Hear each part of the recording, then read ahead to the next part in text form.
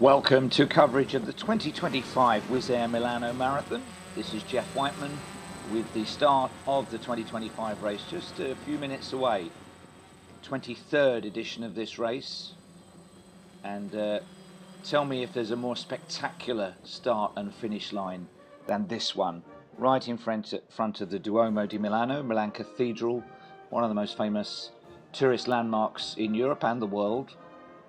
And it's a field of, well, across the whole festival of running, 35,000 participants. We expect somewhere between 8,000 and 10,000 in the full marathon.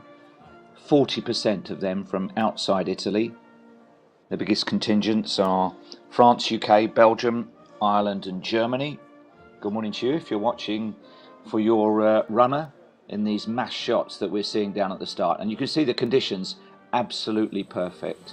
Those balloons further back on the start assembly area are the pacing groups that will take the runners to their target times. The front ones will be those looking for 3 hours, and then regular increments beyond that. There's the history of the beautiful Duomo building, and it will be the finish line as well. So it's an out and back journey that they'll make through the ancient and modern parts of Milan.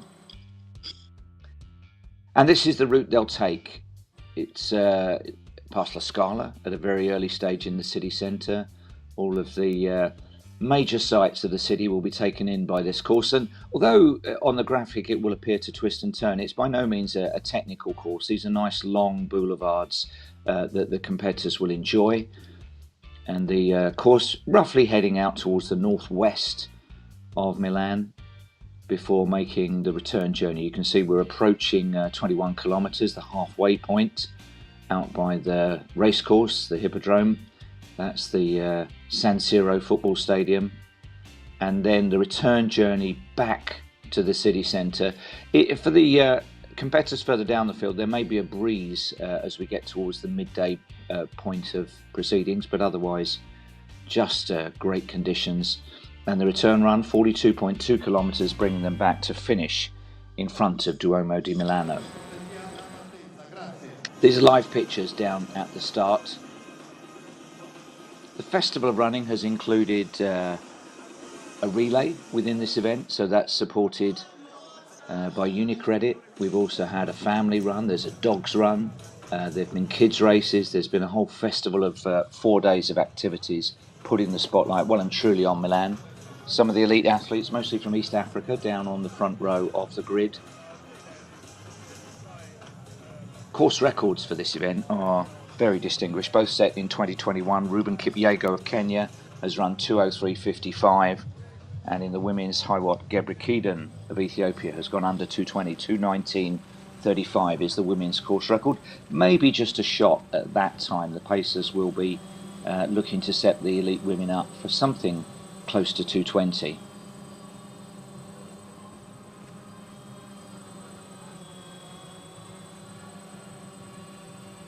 This race wasn't held on the course that is essentially the same course has been used over the years. The start and finish line have moved very slightly to take in this spectacular landmark.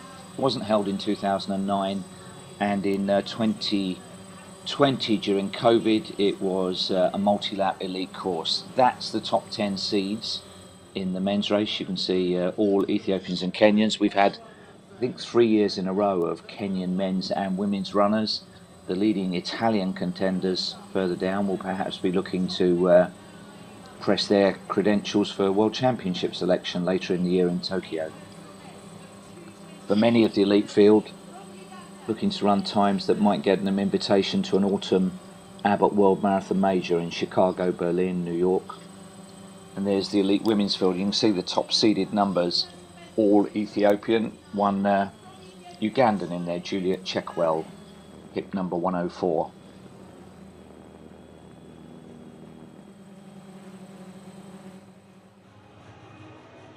So they've got some warm sunshine. No sign of the breeze at the moment. It's negligible for the elite athletes and for those that we're looking at closer to the front of the start. But for those that are going to take 5 hours, times of that magnitude, it may be a little bit breezy on their return run. Mascot making sure Everybody's entertained on the start. We've got live bands around the course, DJs performing their sets. We've got 20 cheering points. And there is Checkwell. We mentioned her in the elite women's field.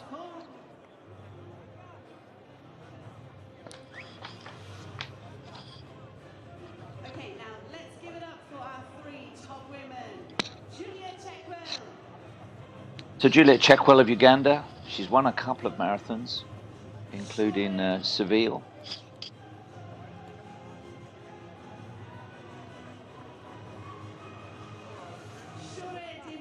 So just a handful of the very top names will be introduced on the start line.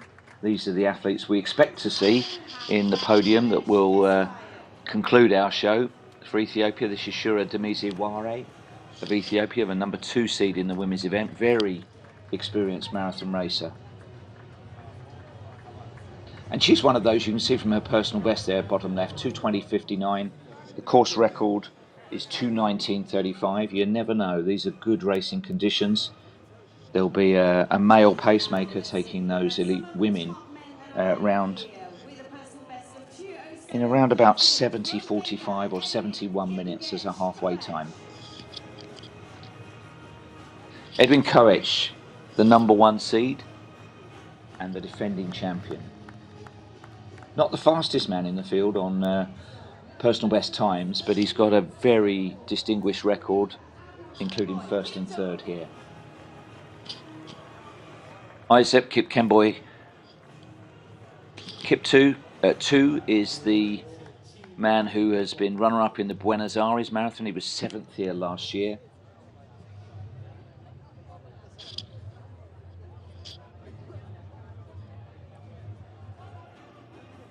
With a personal best of 2:07.36 from Kenya, Raymond Kipchumba Choge. Choge also favoured to do well. You can see he set his personal best here a year ago. So we've done that in reverse order. Choge, the number 1 seed and the defending champion. So we're counting down. We are now into the, well, you can see the clock there. Less than 2 minutes to the start. Fantastic moment of excitement, anxiety. It's been a long preparation for the runners taking part, but they have shaken a 6 on the dice here with those weather conditions. You can see moderate humidity at 68%. That temperature of 11 degrees will rise to around about 16 degrees as a maximum. So that is perfect weather for racing a marathon and also for spectating. We hope to see quite a good number of spectators out on the course. The real number 1 seed, the mascot. Welcome along if you're just joining us. This is Jeff Whiteman with the live stream coverage of the 2025 Wizz Air Milano Marathon.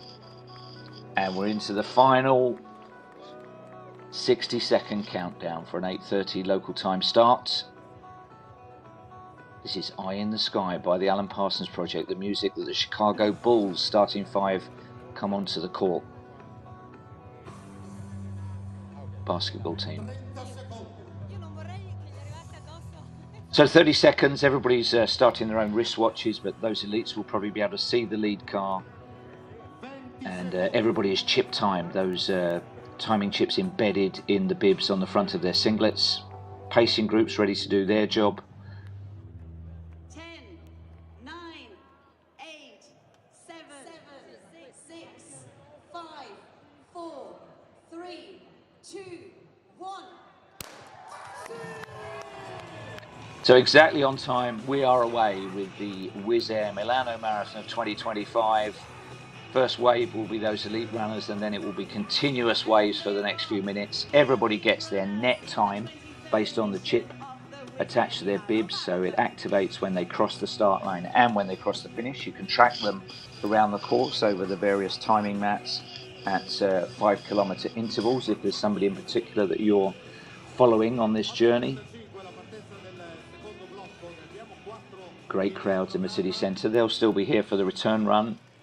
This is the oldest part of the course in the city centre. There'll be more modern developments out as they make their way northwest from the city centre. Beautiful course, and runners from around the world, 40% of the field from outside Italy. There'll be a little bit of shade from that 16-degree temperature as they go through the buildings in the city centre. The course opens up. Probably the most famous opera house in the world, La Scala, on their left-hand side as they make their journey through this opening kilometre.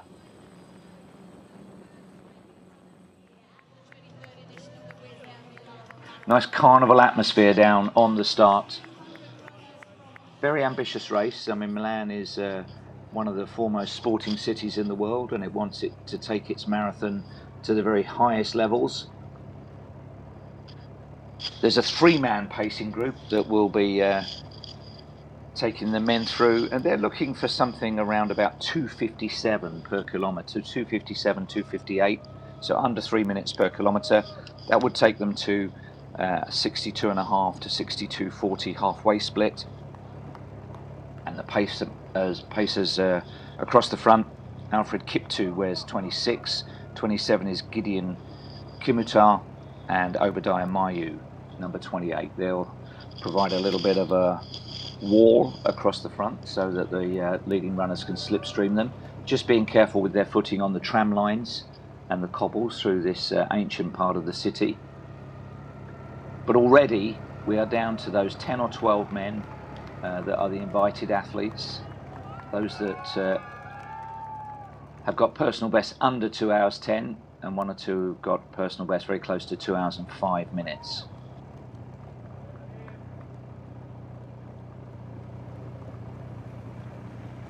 Good support on the course early on. We'll be tracking the elite women as well. Slightly smaller field for them, but equally distinguished. Just the one pacemaker for them, Isaac Kimeli, looking to take the elite women through in around about 3:21 per kilometre. So the gap will be about 20 seconds per kilometre, separating the elite men and the elite women. One or two Italians, as we saw on the start graphic, that will be looking to take advantage of a home crowd a bit further down the field. The field also includes Eritreans, Ugandans, South Africans.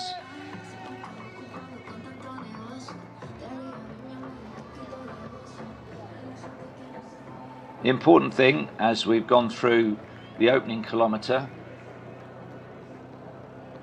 is that you just establish a rhythm. There are drink stations early on. I don't think the runners will necessarily take advantage of that in the opening kilometre, but there are personal drink stations every 2 kilometres on the course if they want them. So they'll have prepared their carbohydrate electrolyte solutions in their personal bottles, which will have flags and flowers and identifying ribbons on them so they can grab them from the tables. And generally the concentration of carbohydrate will increase as the race goes on. So the more energy they need in the second half of the race, the higher the concentration of drinks. You can see them on the left-hand side there on the tables. That will be for the return run. That's why it's behind the barrier. Very late drinks opportunity as they near the finish on their return journey.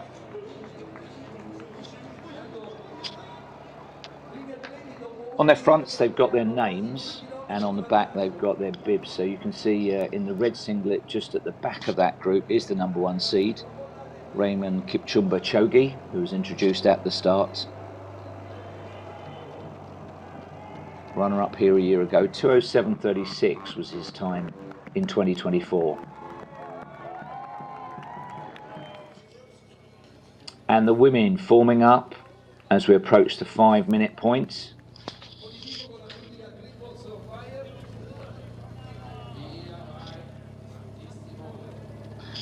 Joan Kilimo is the athlete in the fluorescent colours there. PM4 is the lone pacemaker for the women, Isaac Kimeli. He'll keep glancing over his shoulder to make sure that he is doing a proper pacemaking job, that he's not getting detached or opening up too big a gap. But the men have found a very good rhythm. Very similar running styles, aren't they? Is there such a thing as a national running style? Do all Kenyans look like that? Well, they look very similar head on, don't they, with that arms across the chest, minimum rotational movement of the arms. They've trained together a lot, and I think there is synchronicity that gets developed there.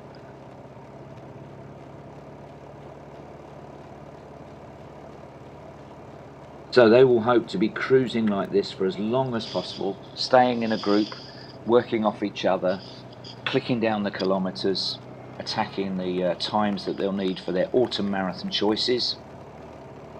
And Milan has given them the perfect racing opportunities here. There's really no elevations at all that you could speak of on this course. It is very, very flat all of the way out and all of the way back. Very varied and interesting course as they go through to 2 kilometres, 6:20 unofficially on the clock. So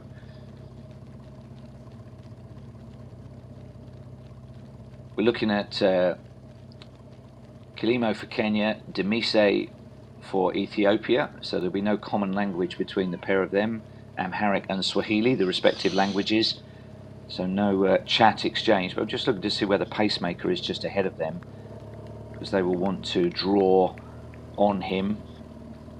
Isaac Kimeli, probably just fractionally to the right of the shot. There he is.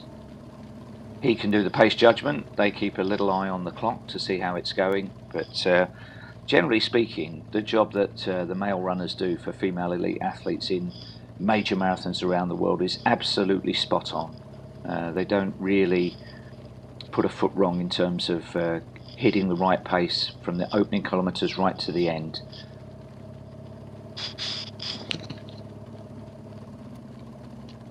So her full name is Hailu Haftamnesh Tesfaye. East African competitors have 3 names. They're not the same as Europeans, where it's a forename, a middle name and a surname. They're a little bit more interchangeable than that. Just a bit of a frown there at the head of the men's field as we go back. And he's frowning because he's one of the pacemakers, because he has got all the worries of keeping it exactly on schedule.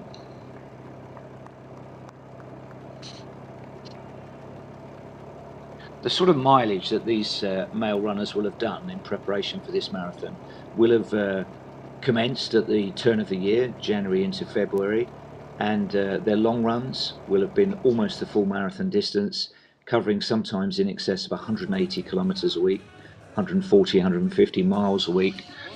Back at the start, the pacing groups are underway, those balloons, the guide for runners around them to follow if they want to hit the time that it says on those balloons.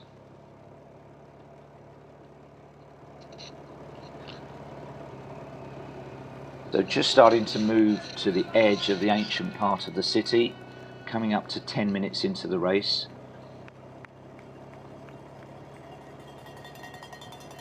Big prize money on offer across both fields. They'll know how deep the prize money goes. Very often you see runners who are having a bad day just start to drift off, and if they're outside the podium, outside of the prize money and having a bad day, they will step off. And perhaps give another opportunity to a late spring or June marathon and reset and go again.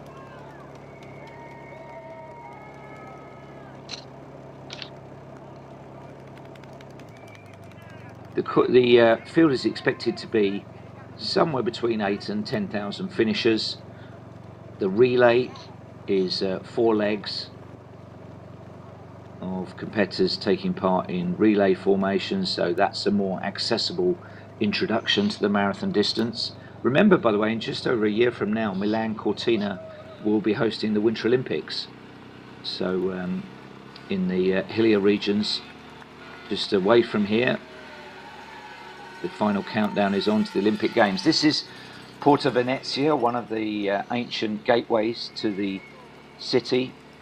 So now moving out of the city limits towards some open stretches, and you can see the roads have widened, much broader boulevards than in the city centre. Those narrow cobbled streets will be there for them on the return run.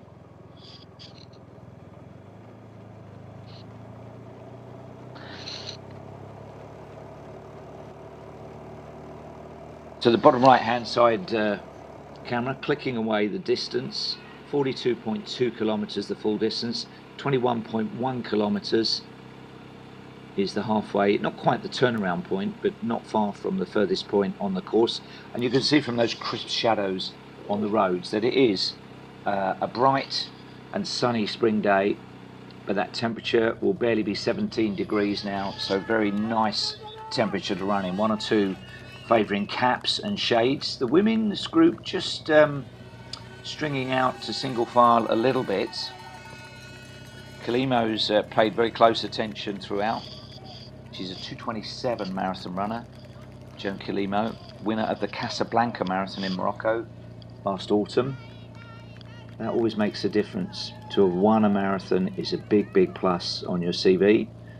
You know the feeling, you want it again, you know how to do it, and hopefully her fitness will give her a chance at winning in Milan. But at this stage in the race, all about energy conservation, just cruising, not quite conversational pace, but certainly not running on their limits, just trying to eke out the energy and keep it nice and smooth and consistent kilometres.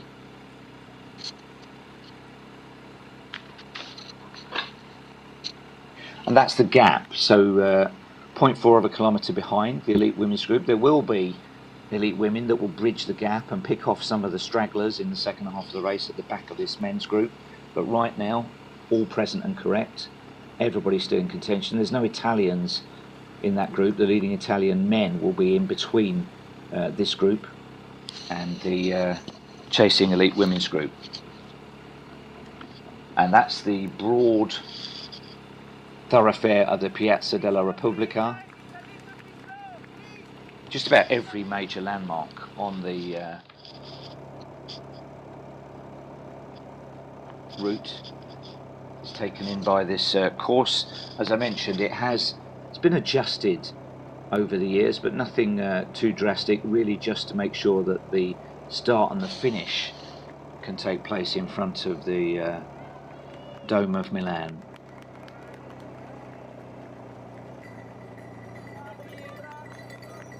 And it always does produce fast times.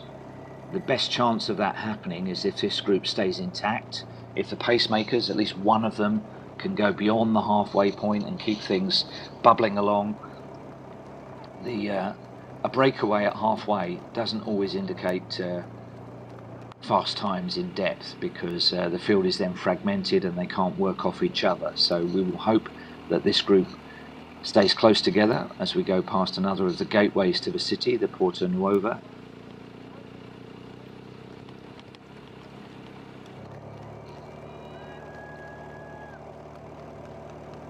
I'm just trying to look back every time we get a head-on shot to see what is in the gap behind. The leading Italian men will be somewhere back there. There's 1 or 2 being just peeled off this leading group, but it's a long way to run. You can see that athlete at the back of off the back of the group, and they're going to have a solo 35 kilometres to do, and all they can do is look ahead to the group of elites and hope that 1 or 2 of them peel off and are in their sightlines and can be reeled in. Both the leading groups intact, all of the pacemakers doing a great job. The first major checkpoint coming up will be 5 kilometres. For the men, if they are on 2:57 per kilometre pace, that will be around about 14:45 for 5k, so that's coming up in the next 20 seconds or so.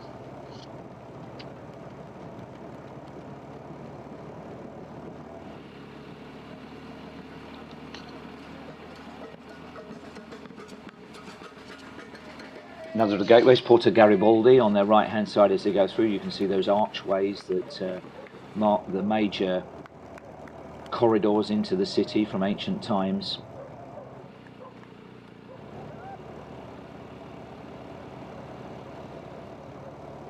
So just over 100 metres to go to 5 kilometres, the first significant checkpoint of the race. It looks like we're beyond, I mean, if these times are accurate, we're just beyond 15 minutes, so 1 or 2 looking at their watches there, and they'll realise they're just outside 3-minute schedule. That's still, for most of them, personal best pace. So the majority of those that we're looking at in the men's race as we go through, 15:20. So a cautious opening for the men's field, but that is still 2:07, 2:08 pace, and personal best territory for a number of the athletes in that field. There will be one or two that might get a little bit twitchy, a little bit impatient if they're looking for something a bit closer to 2:05, but we'll see. There's a long way to go. Patience is the name of the game for this elite men's field at this point.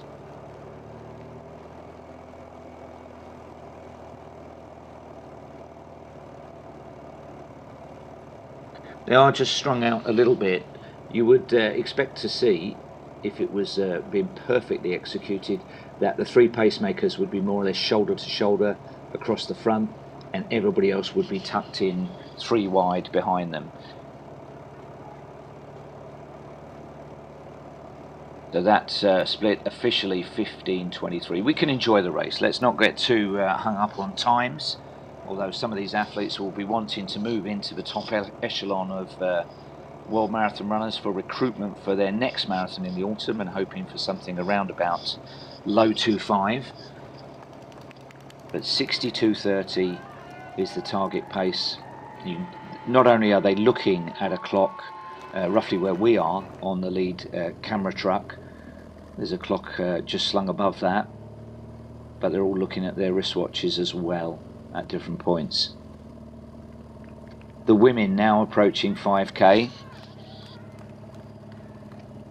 They were looking for something around about 3:21, 3:22 per kilometre.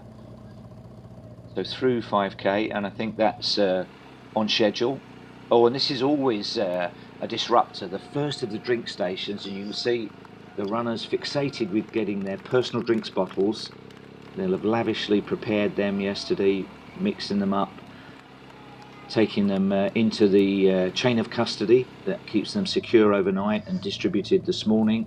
They'll have identified them with their numbers, with their flowers and flags, and that almost creates an obsession with getting hold of the drinks bottle.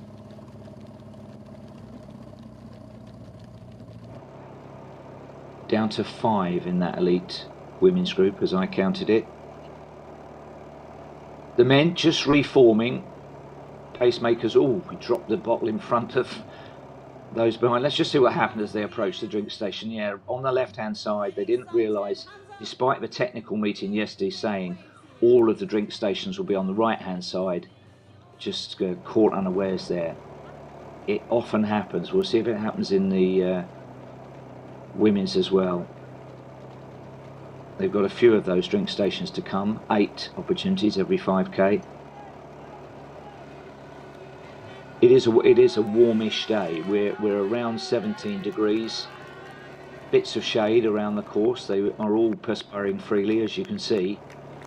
But that broke up the rhythm, and we won't find out until a little bit later on whether that was too disruptive for those that had to almost sprint to regain this group.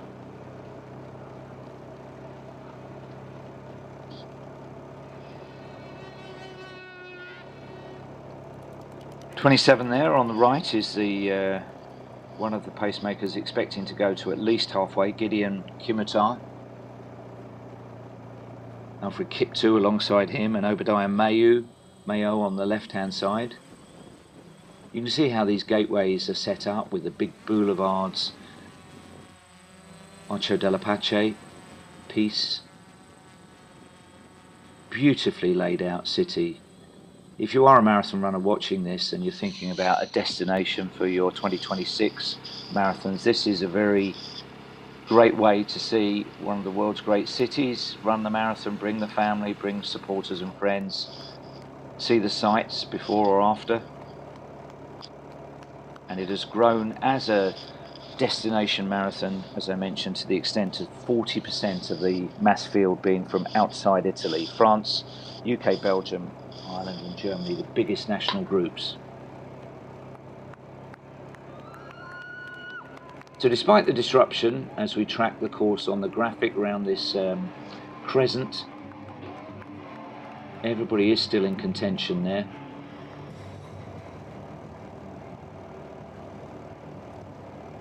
I think this has been a relatively steady pace. The technical meeting that took place yesterday talked in terms of 2:57, 2:58 per kilometre, and that would yield a 2:05.5 finishing time. They are definitely down on that at the moment. we're back much closer to the start. If you've got friends and family running in the event, I hope you catch them in some of these shots that we see right back at the start line. They'll be still starting for the next 15-20 minutes or so. Milano Marathon, the 23rd edition here in 2025.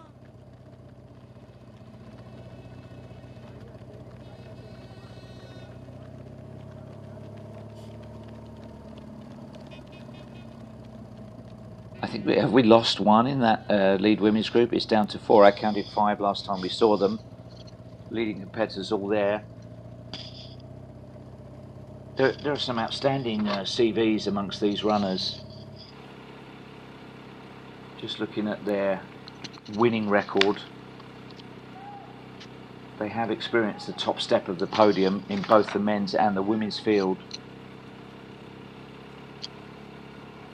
I've watched this race for the last 8 or 9 years, and it's very, very rare for us to get any breakaway attempts before around about 30 kilometres. That's when the key points in the race happen, when the pacemakers have perhaps stepped aside and somebody decides that they're feeling good and they want to press on and go for gold. And just 1 or 2 seconds between runners. Is that one of the Alfred Kiptoo in real trouble? And that's a surprise. He's the number 2 seed, 4th in Amsterdam. And it looked like he was in real difficulty there.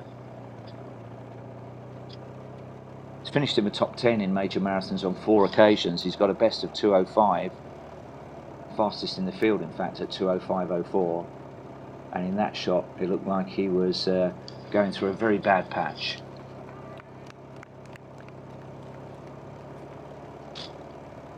Well, but there he is, so I don't know if that's him in the white singlet in the middle there.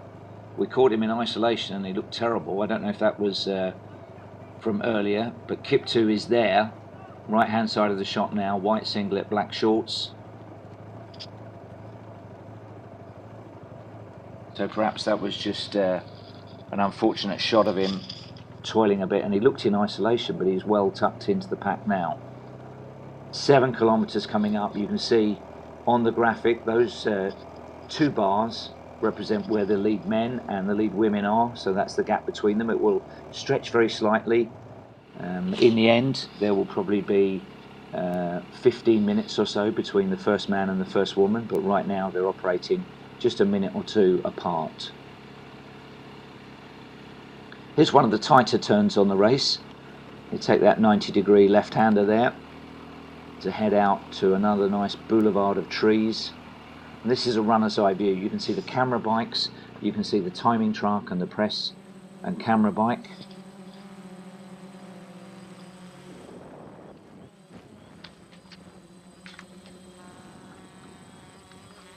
Castle Forsecco is one of the great landmarks on the course. 15th century, symbol of the Milan dukedoms, one of Europe's biggest castles. But they're here on business, they're not here as tourists, at least not for today. We are 7 kilometres into the men's race with 35 kilometres to go. It's 16 degrees, 17 degrees coming up. Very nice racing conditions. Welcome along if you're just joining us. This is Jeff Whiteman on the live coverage of the 2025 Wizz Air Milano Marathon, the 2nd year of Wizz Air's sponsorship, as we head out into the parks on the outward journey.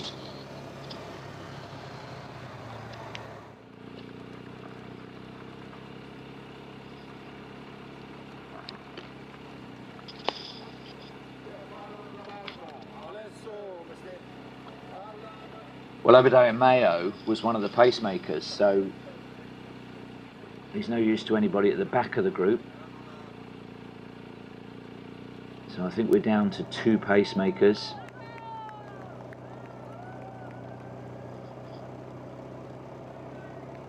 And that's a surprise because it's not been especially quick. So Gideon Kimutar, just looking to see if he's now pacing on his own. That's a tall order for him.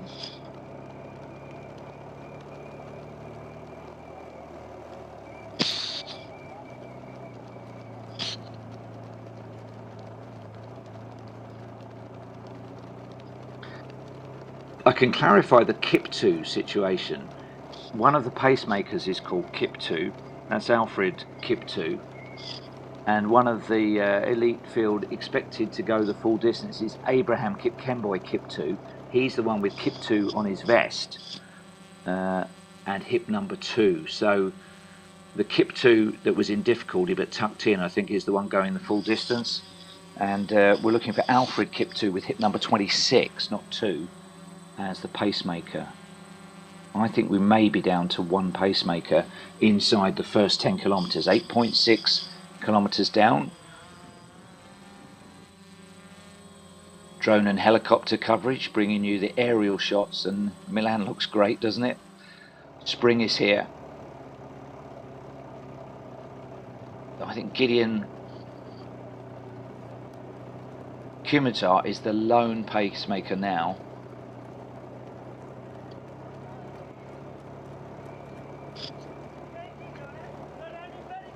And Isaac 2.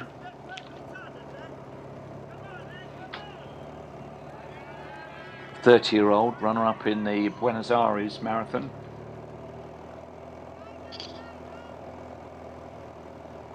Quite hard to pacemake solo. It was much easier once they were able to form a rhythm. That 39-kilometre sign that you saw will be on the return run, so that will be 3 kilometres from home when they come back into the city centre. And it looks to me like he's trying to just speed things up a little bit. He's maybe getting instructions that it is outside the scheduled pace. 10 kilometres coming up, that will be the first of the checkpoints. We would expect them to be under 30 minutes, but I'm not sure they're going to be. I think it's heading for something around about 30:30 or thereabouts.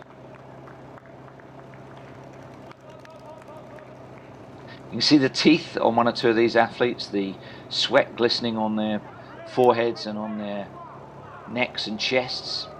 So they are starting to work harder. The group is just stringing out a little bit. Gideon Kimutar, the lone pacemaker. Abraham Kiptu, the fastest man in the field, in the white singlet on the right hand side, the 2:05 man.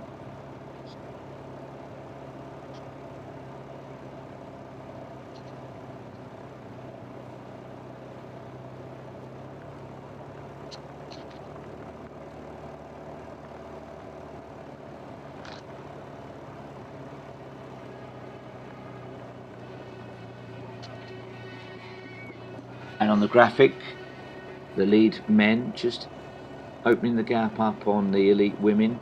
That will continue throughout the race. The women, relative to their course record, operating much closer to it. You can see they're going through 8.6 kilometres. The men are only just over 500 metres away from the 10 kilometre split. So approaching a quarter of the way into the race. I mentioned there are cheering points, there are DJs and bands.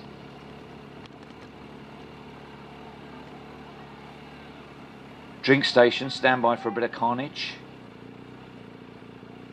Oh, well, they've and one or two have gone back for their drinks. It is something that should be practiced by elite marathon runners. The pick-up, it just seems like they get in the zone and forget that there is a drink station coming up, and yet there will be signs saying it. They know from the technical meeting yesterday, all of them are on the right hand side. They were told that. I've seen the slides from last night's technical meeting, and yet they're almost dumbfounded and lunging and going backwards for the drinks. And you can see what it's done.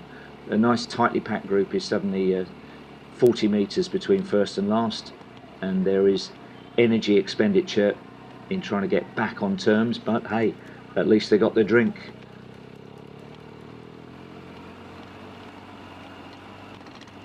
So 10 kilometres checkpoint is imminent. We're back with the women. Still the same four. There they are, being name checked. The two Ethiopians. Looking to overturn, I think, a sequence of 3 consecutive Kenyan women's victories.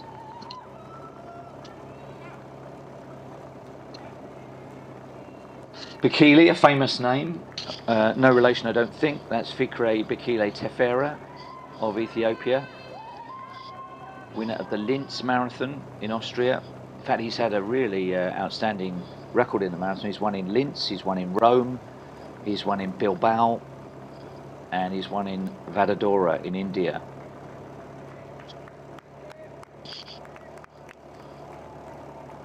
And he's only 27 years old, so I think he's been cranking out marathons at the rate of 3 or 4 a year at a very high level. That's him on the right hand side of the shot, offering to share his drinks bottle with one of his teammates who perhaps missed theirs.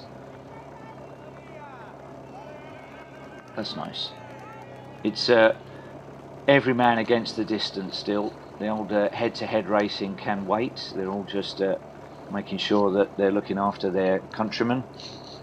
But we are down to one pacemaker, that's pretty clear. 27, Gideon Kimutar will do this solo now. Looks a little bit ill at ease. He's looking over his shoulder regularly, looking at his watch regularly.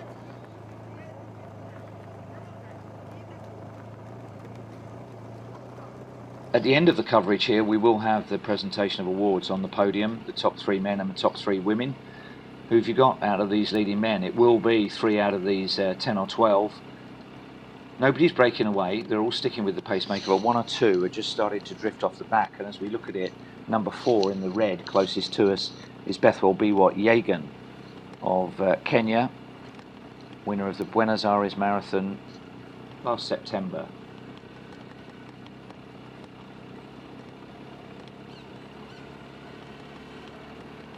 And a nice amount of support out on the course. There will be marathon runners coming through here for the next 4 or 5 hours. Great support. There are designated cheer zones, and the women approaching that same drink station that we saw a little while ago, just making sure they picked up the right bottle there.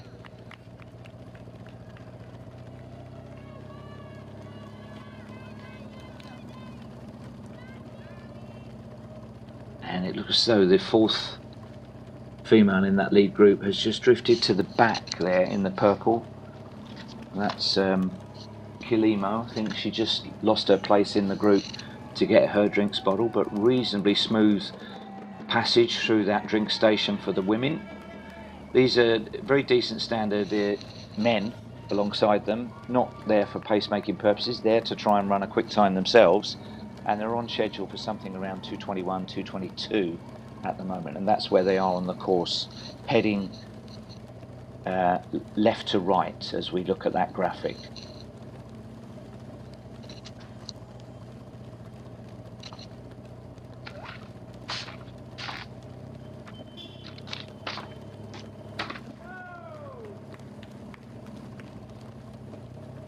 Just mention the athlete in the red there, Shura Demise-Ware.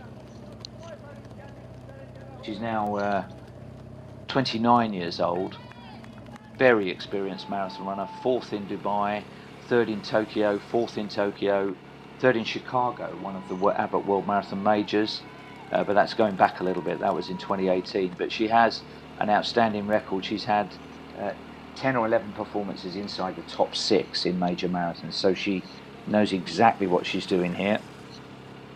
And at the moment, looking for a top 4 position in the 2025 Wizz Air Milano Marathon. The pacemaker here is just trying to coax them along a little bit. They're slightly behind the designated schedule. He has only one job, and that is to take them to halfway in just outside 62.5 minutes. They're down on that at the moment.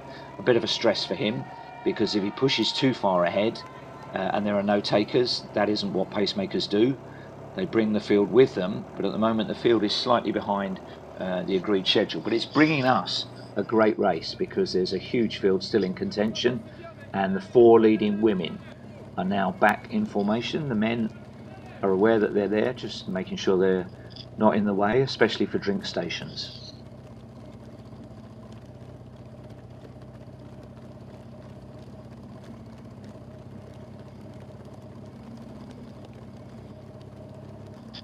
The women on schedule for a quick time. We have had sub 2:20.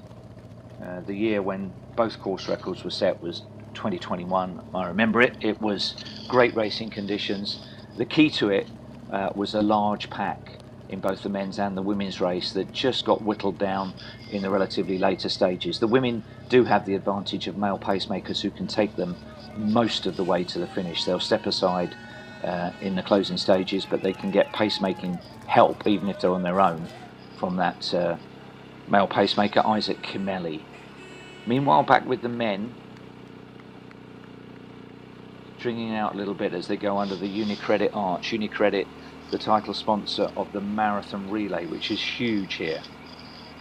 Tens of thousands of runners behind these elite men doing it as a relay. 4 people handing over, doing I don't think it's exactly even 10 kilometers each, but around that ballpark per leg.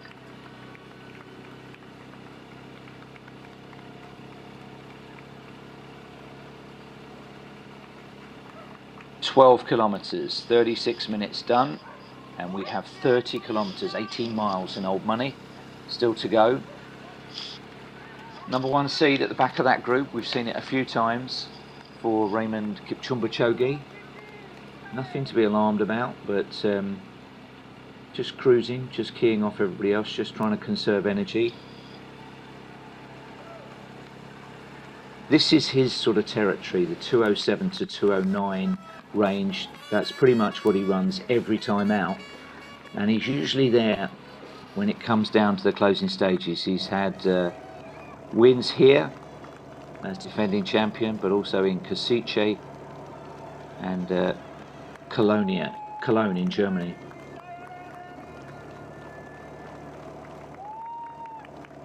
Bekele with that high arm carriage, the Ethiopian in the what do we call that colour? Crushed mulberry and white singlet. And behind him, it looks like it's number 100, but it's 2. Isaac Kemboy 2. 7th here last year, and to run that he ran 2:11. They're operating 4 minutes inside that time. And this is the start of the Unicredit Marathon Relay. All starting their watches.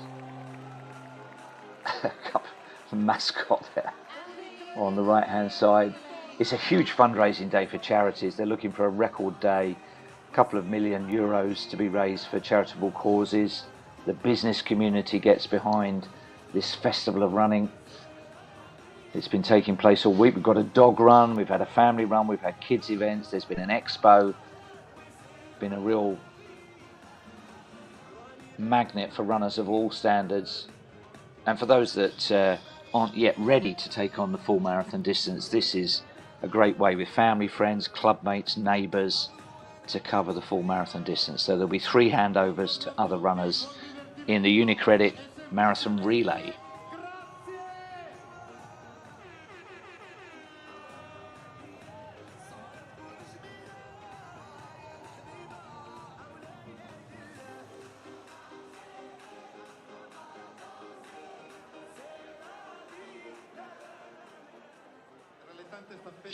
Real party atmosphere. The finish for all of the events will be back in this same boulevard.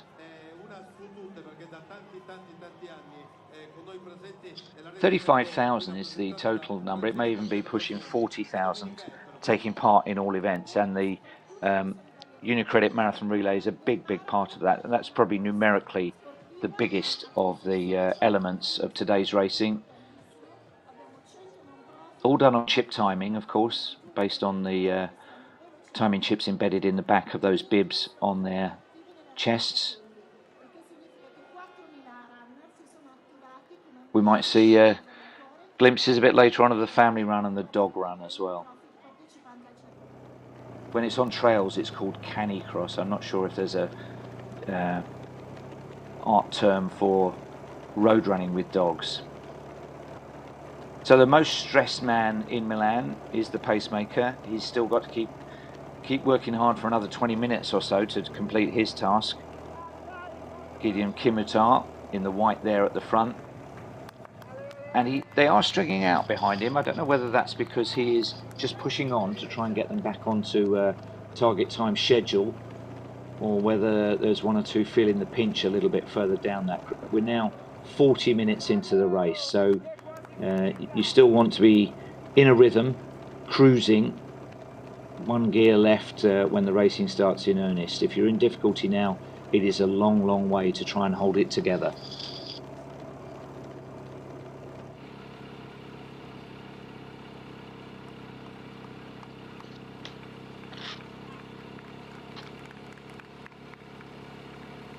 into the more residential areas now on the outskirts of Milan.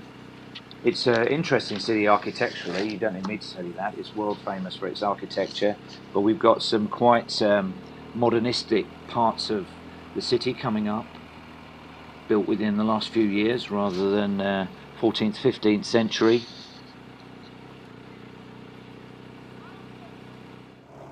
And they're heading in the direction of the San Siro. It's the Giuseppe Meazza Stadium. He was one of the most famous players between the wars who played for both Inter Milan and AC Milan. So the stadium named in his honour. I saw a match there on the eve of the marathon a couple of years ago. An incredible, almost religious occasion with the ultra fans in there supporting. It was AC Milan for my match. The graphic bottom right showing where the two lead groups are respectively for the men and the women. That men's group that we're looking at now is the upper graphic, just coming up to quite a sharp right hand turn before they head due east.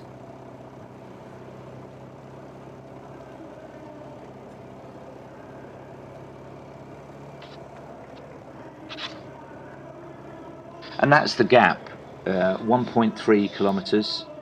Almost a mile between the lead men and the lead women.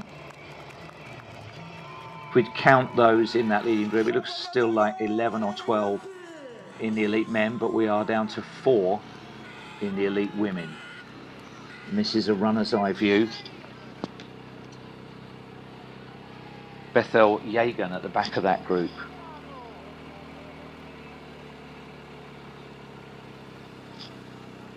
-60-minute half marathon runner. 2:06 full marathon runner, so he should still be cruising. 10 in the white singlet, closest to the camera, Samuel Kiplimo of Kenya. 7th in Rome, 7th in Copenhagen.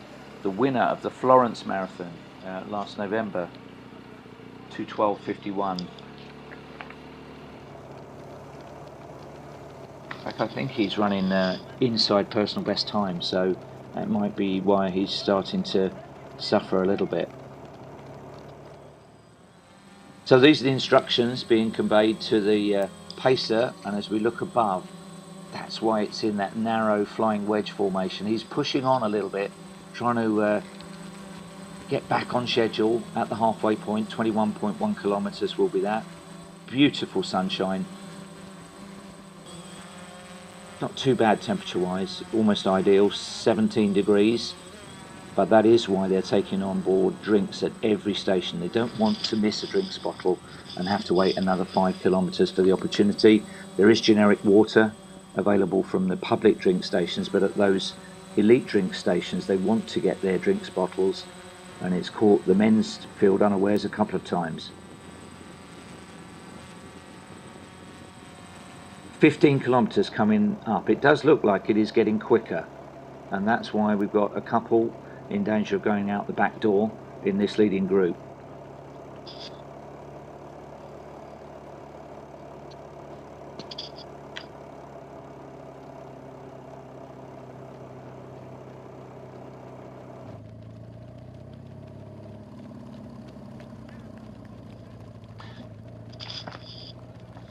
The athlete that's in trouble, you can see the graphic for the 3 that are in contention there, Demise, Chekwell and Makuria, 2 for Ethiopia, 1 for Uganda, but it's Joan Kilimo in the purple at the back, who is just losing her place in this group. Well, she's trying to key off the back men. You can just see her right at the back of the shot there.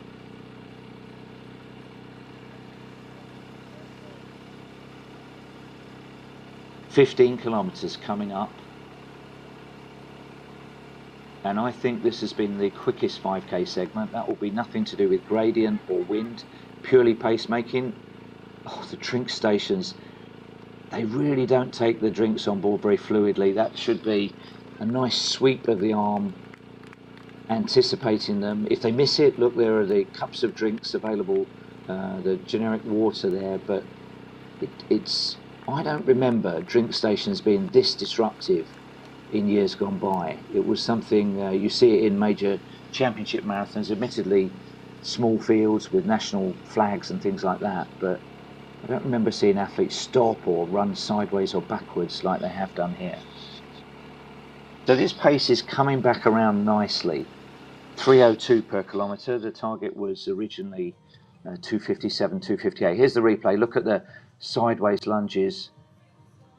It should all be a little bit, it's easy to say, but there is one bottle on there that they've prepared, that they know what's in it and they are desperate to get.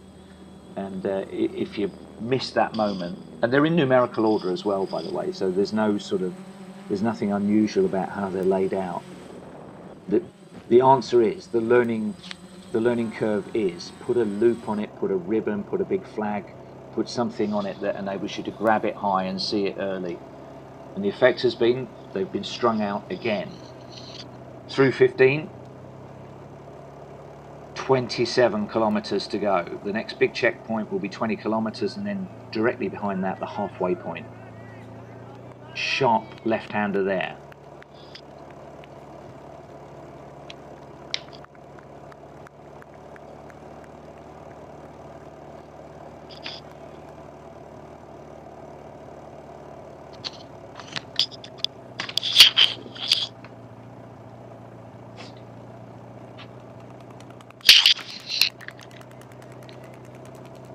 We have had races where the pacemaker has stayed in and gone on to win the race. I'm thinking in particular of the Abu Dhabi Marathon, where it's happened twice in recent years. The pacemaker fulfill their duties to halfway, but then if they're feeling good, they carry on, maybe even get quicker and can win the race. I don't get the impression, looking at him, that this is going to be one of those occasions. I think that he's had to work so hard here, Gideon Kilometer, that I think he's probably counting down the kilometres until his shift is done. You never know. All marathons have good and bad patches in them, but he's having to shoulder a lot of responsibility as the only pacemaker left in.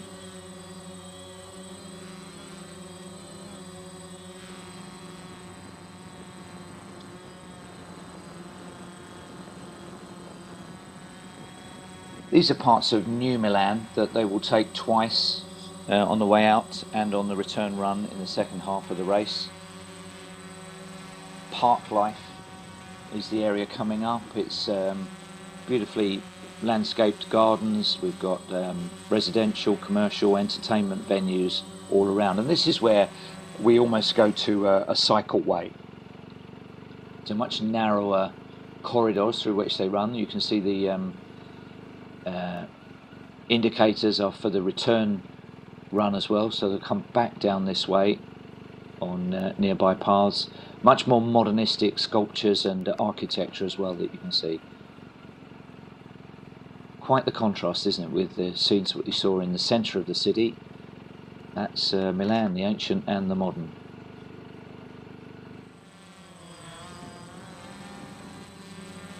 So these shots are coming from the drone. You can hear the buzz of the drone as it swoops in, giving fantastic pictures through this narrow corridor. It goes on for 2 or 3 kilometres. As we've noted, pacemaker Kimitar is just pushing on, just trying to tease them, coax them to a slightly quicker pace. Still a great racing prospect. The 1 hour point, not quite the halfway mark in time terms, but that's beckoning in the next 10 minutes.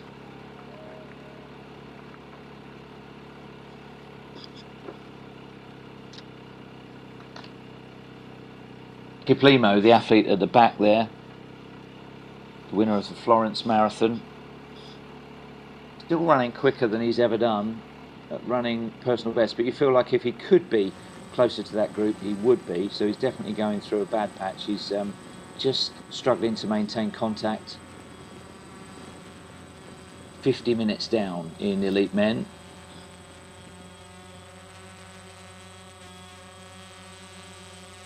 And some of these buildings are brand new, even in the years that the course has been coming through here.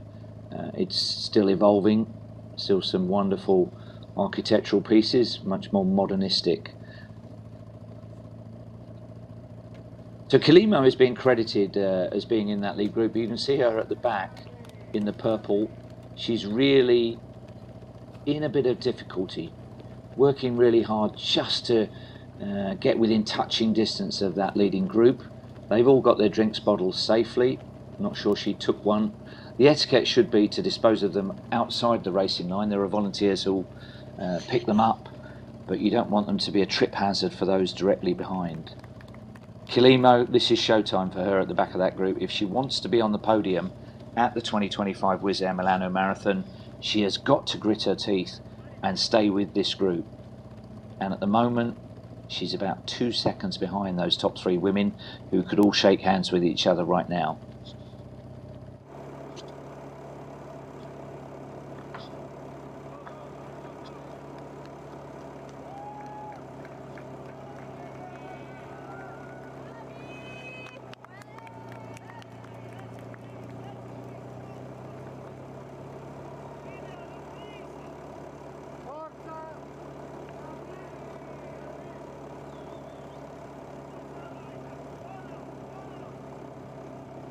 Stringing out, not quite to single file, but the pacemaker has obviously been told to pick things up a little bit, and the response isn't immediate from those behind.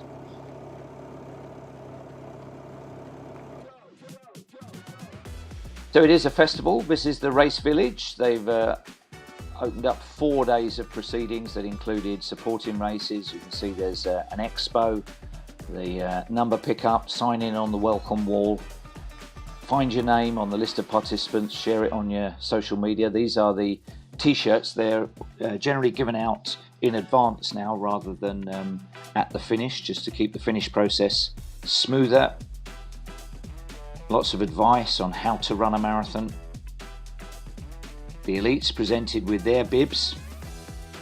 And I mentioned before, but it's a huge fundraising occasion as well for charities. And marathons from around the world represented in this festival. That's Richard Whitehead, Paralympian, double amputee above the knee, Paralympic champion at 200 metres, but running marathons around the world, usually in the range 235 to 245.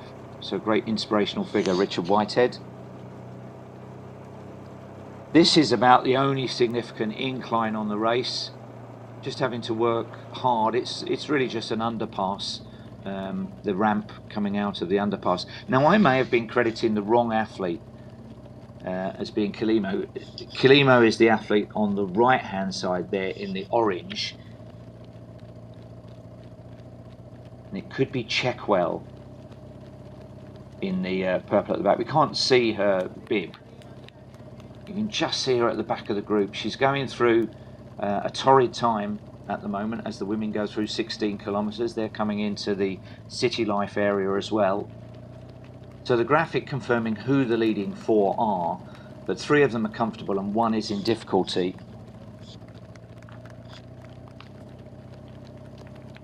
And if she doesn't manage to re-engage in the next kilometre, I think it's going to be a long morning.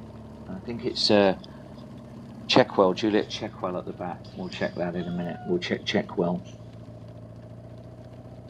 It was always just one pacemaker for the women, and he's a much more jaunty figure, isn't he? None of the stress of the men's pacemaker.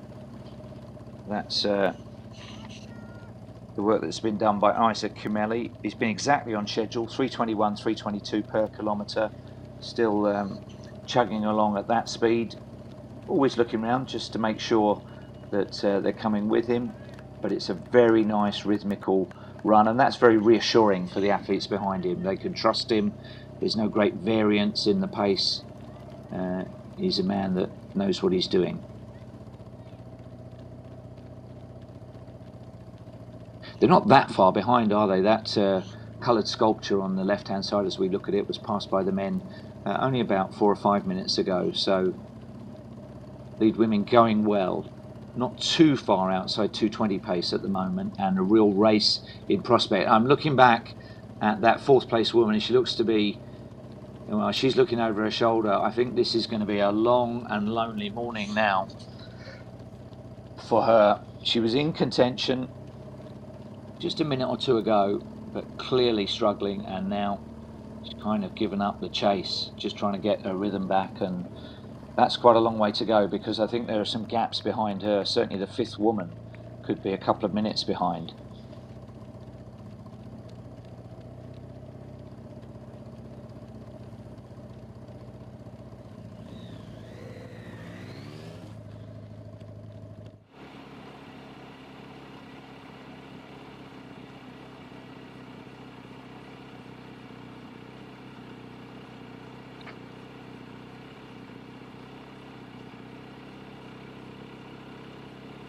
We've had Kip 2 once or twice in this sort of a shot, and on a couple of occasions he's not looked his best.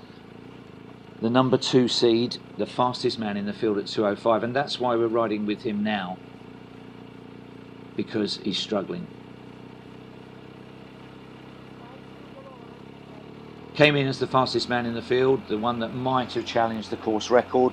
On occasions we've seen him nicely tucked in the pack and cruising, but you get every sense that this is the key few kilometres of the race, approaching the turnaround point. Nabai is going to have Nabai is going to have an isolated run there as well. It's not a race for elite marathon runners. If you can't stay with that leading group, it's often a long and lonely and tough, gutty experience to try and complete a marathon, because from his point of view he's got over an hour of running and it's largely going to be solo now. He's got no chance of re-engaging with that group. About the only hope would be that we have a chaotic marathon drinks episode. So we're name checking them as they go by. Edwin Koech also looks to be drifting away from that leading group.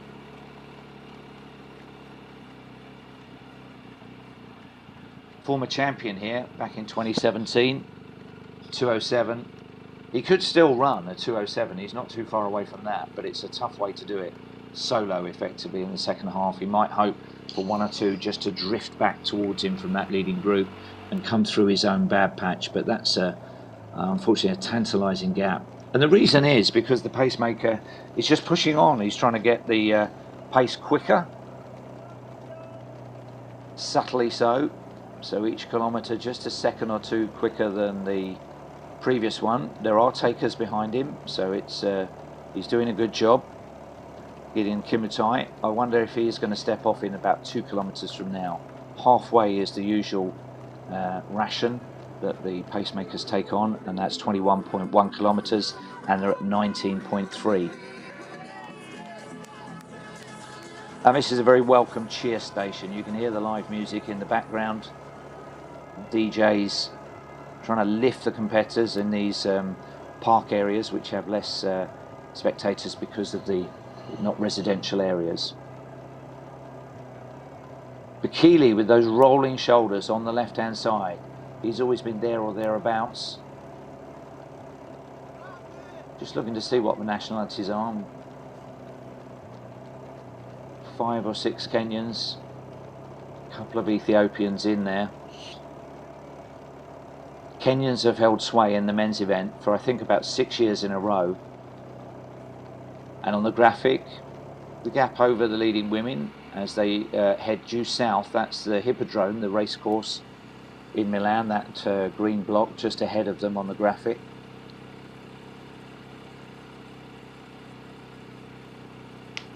Women down to 3. That, at this early stage, looks like it will be our podium for the top 3, but who will take the title? Demise has always looked like she's wanted to be half a yard clear.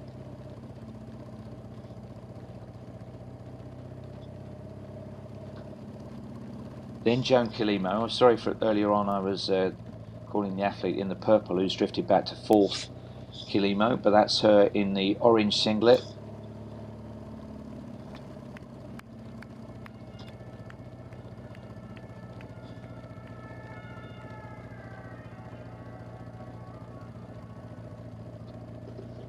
And they're all moving pretty well, aren't they? A little bit of company around them.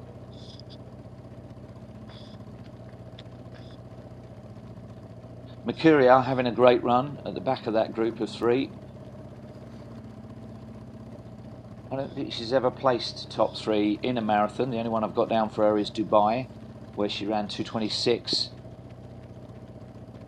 in January of this year, so she's turned around 2 marathons in 3 months. Only 20 years of age, in fact not quite 20 in October, so probably the youngest in either of the elite fields that we've seen so far. Not loads of experience there. She's a very experienced half marathon runner, including in Italy.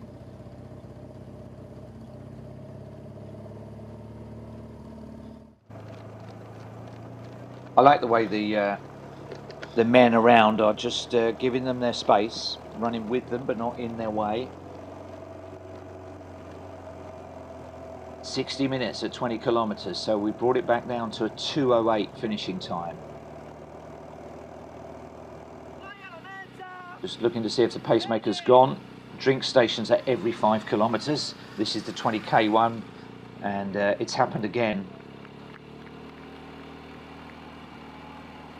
If you're an elite marathon runner watching this, make sure your drinks bottle is super distinctive, even if you have to swathe it in wrapping paper or sticky back plastic, put a huge flag or a giant flower on it.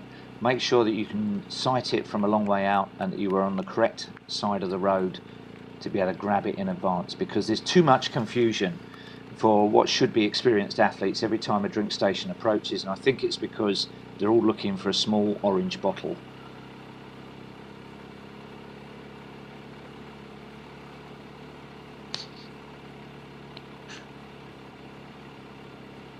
Once again, Jagan in the red closest to us has come out worst of that drink station. We've seen that 2 or 3 times, but always he manages to get back on terms. Former Berlin Marathon runner-up, Buenos Aires champion, and the pacemaker's still there, so he had to go and get his own drinks bottle, but he's still sticking to things. Gideon Kimitai is doing a superb job here. The halfway point is coming up in the next 300 metres, 21.1 kilometres. It's not a hairpin turn back to the finish, but they will gradually drift back in a southeast direction back towards the Duomo finish line. So a bit of rocky theme music on the jazz band to encourage them at this point.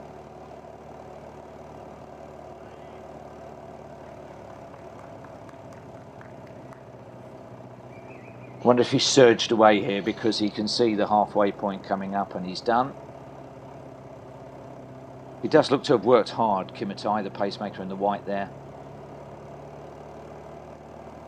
He expected to have 2 other pacemakers for most of the way. The reality has been that it's just been him for the last hour or so. That's 21.1 will probably be marked by an arch at halfway in the next 100 metres or so, and I wouldn't be surprised if he steps off soon after that. There'll be a support vehicle that will come through and collect him, or should he have discovered a spring in his step, there's the arch, that he may carry on for a bit longer. Let's see.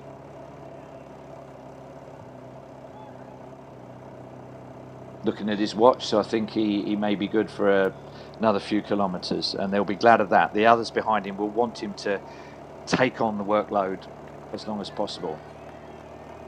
64-14 was the half marathon split for the men.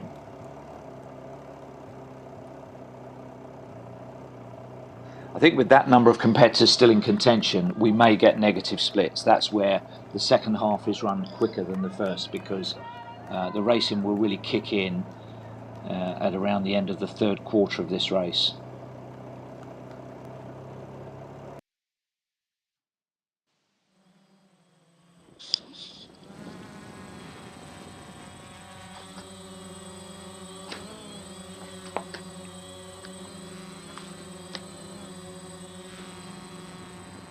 On the roll of honour for this race in the men's event,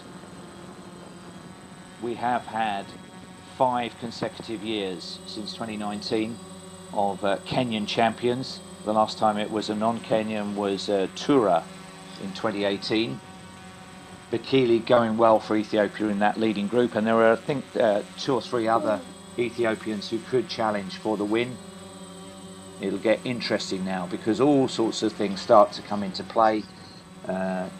Runners get cramps, the famous hitting the wall, where they run out of carbohydrates, run out of glycogen stores. And one or two of them are running quicker than they've ever run before, even though it's at 2:08 pace. But somebody may just get inspired, somebody may decide for a long run for home that they're going to make everybody else work for it. Generally the advice is, if you feel good, wait. If you feel really good again, wait. Third time, if you feel good, maybe you can put in a few testers, a little surges. As we look at the race course, the Hippodrome on the right hand side, Milan's horse racing venue. This is the furthest west on the course that they'll be going. The women will very shortly be coming up to halfway as well. And what a beautiful day. I don't remember in recent years there ever being a bad day of racing. Milan in the spring is a very gentle and supportive climate. You can see just bottom left of the aerial shot there, it's an architectural feature of those trees in this high-rise buildings. We have Bosco Verticale, which is the high-rise forest where the tower blocks have been planted with trees, a bit of an exercise in irrigation. But look at those beautifully manicured grass straightways of the Hippodrome.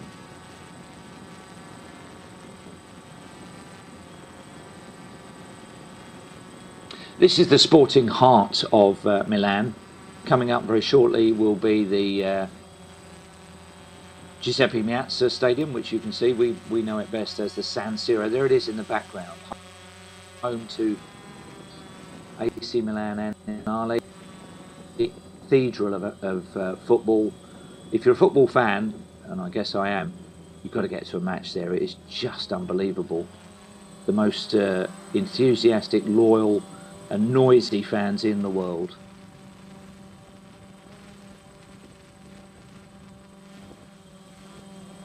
Counting the numbers down there, we may be down to less than 10, I think, for the men's title on those drone shots overhead, and we're coming up to 68 minutes, less than an hour's running. There's the name check. Forget the 1 second differential, that means nothing at all. That's all tucked tightly together in that lead group. Gideon Kimitai, the pacemaker, still going. For Eritrea, Teklu.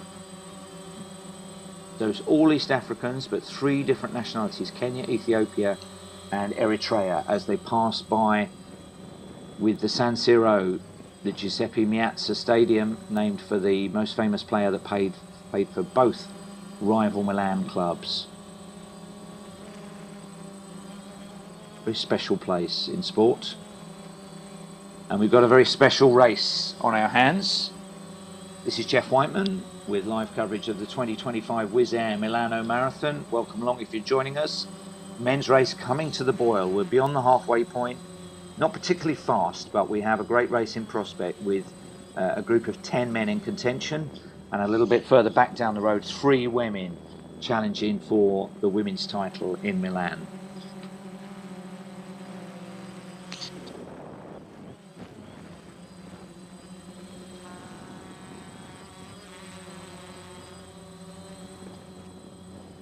There are athletes in that group who've been on the podium in Milan before, so they know the pack drill here.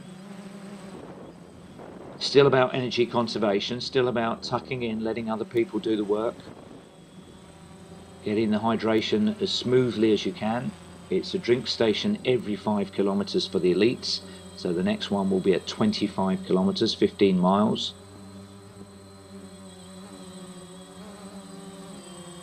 And you can see the horses being schooled on the right hand side. Beautiful Sunday morning scene in one of the world's great cities.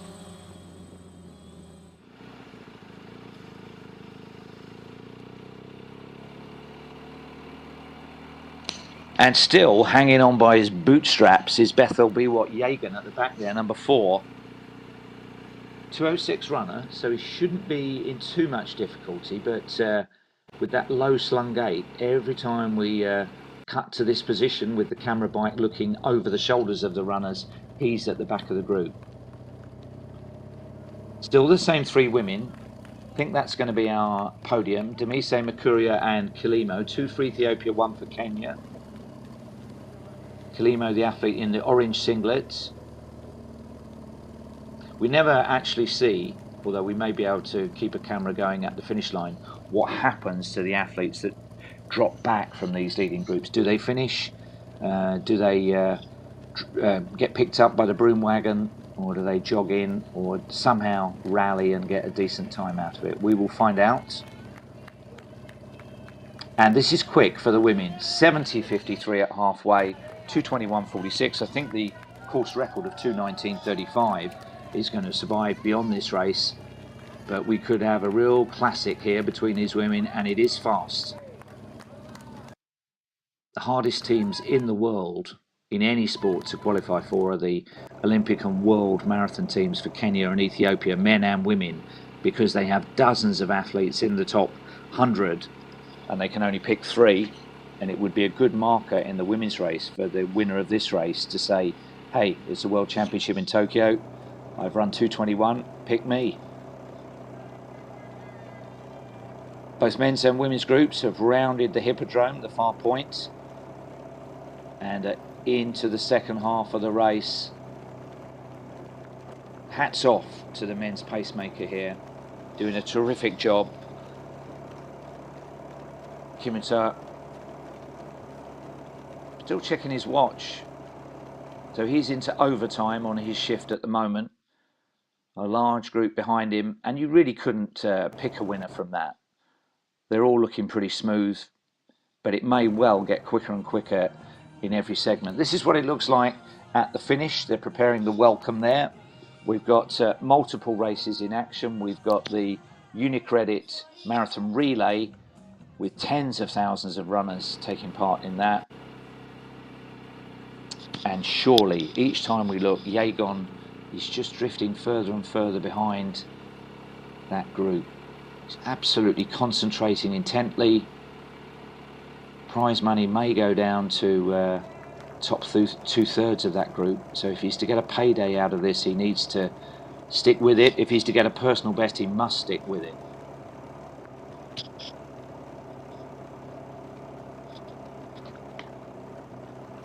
Isaac 2 on the left-hand side of that shot. Looks like it says 100 on his bib. It's actually his surname. 2, 7th here last year. If he can stay with this group, it looks certain that he will have a comparable performance, but he will fancy his chances of winning it. So this is the southeast facing journey back. That's a nice long straight ahead of them. When you get a long straight like that, if you're running well, it's fantastic. You can see where you're going. It's smooth and flat and fast. If you can see your next 2 or 3 minutes of running and you're struggling, like Yagon is here in the red, it's hard. You want a few turns. You want to break it up somehow and get a bit of variance. And there is a right-hand turn coming up.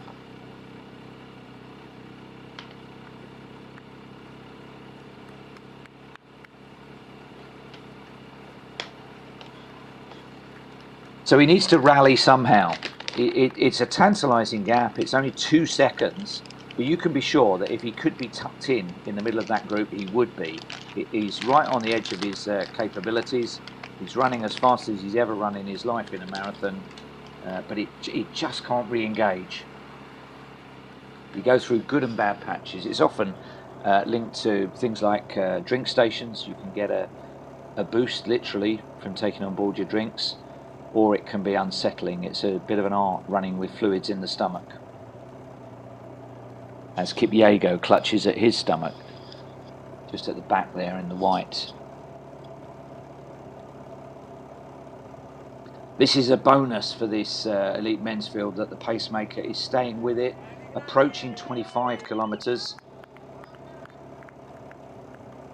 And he actually didn't get, well, he did get quicker between 5 and 10k, and relatively quicker, but the 15k to half marathon split was very fractionally slower. But he's been like a machine, really. Look at that. Only 2 seconds or 4 seconds per kilometre difference between the fastest segment and the slowest segment of the race.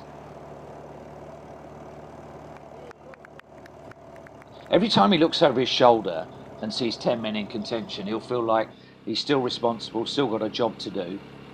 But if he were to look over his shoulder and see only 4, that might encourage him that he could go the whole distance. You never know. And lo and behold, Jagon has picked off one from the back of that group. Can't see who it is. He hasn't got a number on his back of his bib. And I think the pacemaker may be stepping aside. Just looking here, 25 kilometres. Yes, he's done. So that is the end of the shift. We doff our caps to Gideon Kimite for doing a terrific job. But now it is game on. Somebody from here is going to win the 2025 Wizz Air Milano Marathon. Who's it going to be? They have got 16 kilometres to run, and it's decision time. Do you maintain the speed that the pacemaker was going at? Do you surge? You make sure you grab your drinks bottle cleanly this time. Yes, that's neater. No, that's not so neat. They're all looking at an identical orange bottle. For goodness sake, fellas, put some tape on it next time. Strap a flag or a flower to it. Here's the replay. This is the pacemaker stepping off. Is that a grimace or a grin? Job done. Nice work. He has to just have a stroll in the park while he waits for the support vehicle to collect him. It might be a little wait. And 2 is going for it. So that's his response. The pacemaker stepping off, and he decides he is going to put in a surge while everybody else is taking on board a drink. Isaac Kipkemboi 2. 7th year a year ago, he's got eyes on something much more ambitious. His bib, I think there must have been some contact there for that to have been ripped off the top 2 pins. But anyway, he's opening up. We don't often see this, it doesn't often work, but it's brave. 2 is going for this, going for the win. He's got to maintain it for about 45, 50 minutes. Looks comfortable at the moment.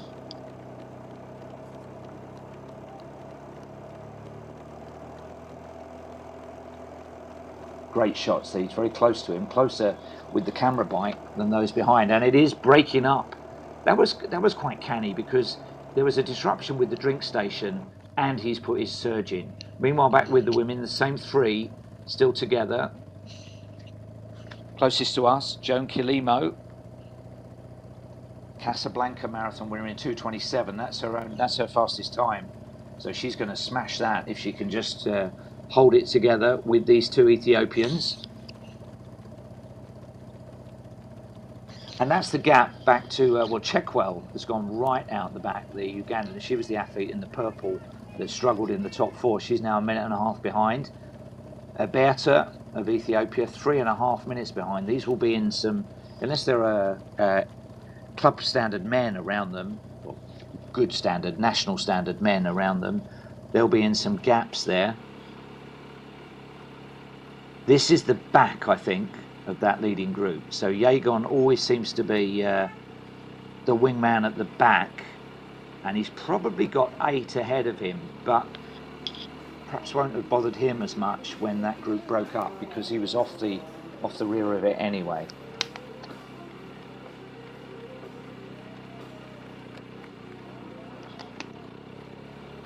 He's got to work, he's got to drill a hole with his eyes into the back vest of those in front of him. He's got to try and somehow stay in contact, somehow haul himself back into contention. Look at Langat, look at the sweat around his singlet, the athlete in the purple on the left. But they have clawed back that lead by 2, and that will be a little bit demoralising for him.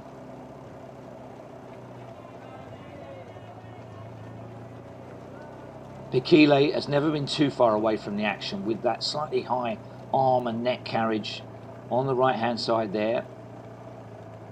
Still at least one other Ethiopian in that group, so it's shaping up. But let's have a look at the Lavissima family run. So the Milan Marathon Festival over 4 days embraces all ages, all abilities from all around the world, and this is the youngsters' turn. Cool t-shirts, those are the official t-shirts for everybody in all of the events. Milan does do design, you know.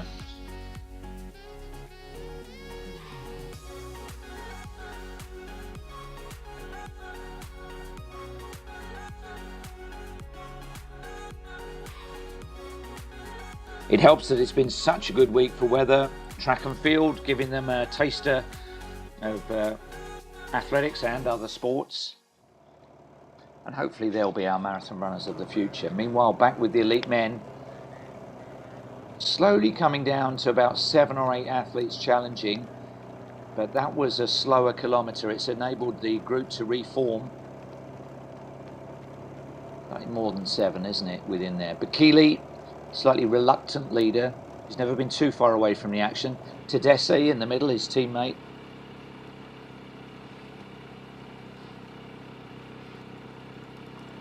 Physiologically or anatomically, East African runners do have very thin calves. It's just a hereditary feature, ideal for marathon running. You don't get that bubbling cramping in the same way as athletes with big muscular calves.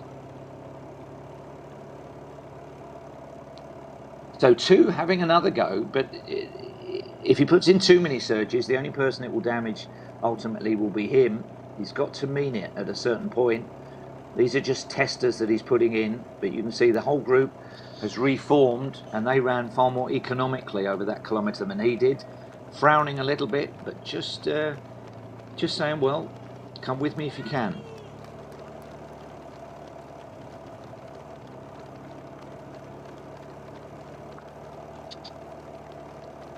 So it's all Kenyans, Ethiopians, one Eritrean. On the graphic, you can see the men making their return run, the gap over that elite women's group, opening up slightly through 27 kilometres, 15 kilometres to go.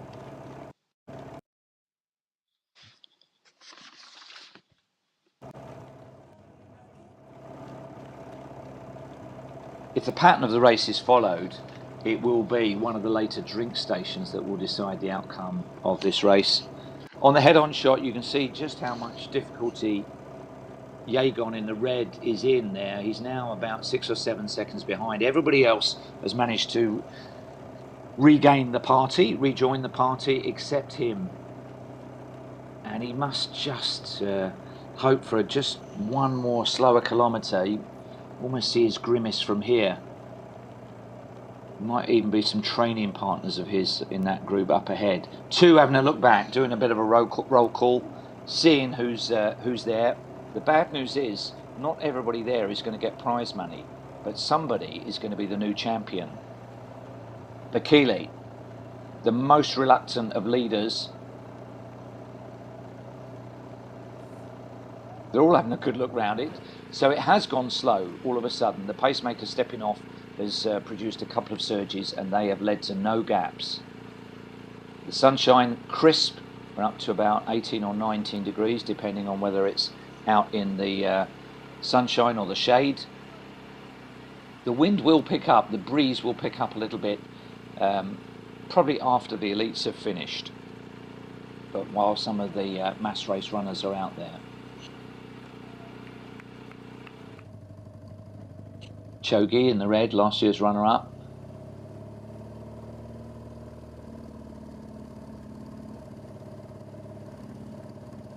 So the three women still together. You've always been able to throw a blanket over these three.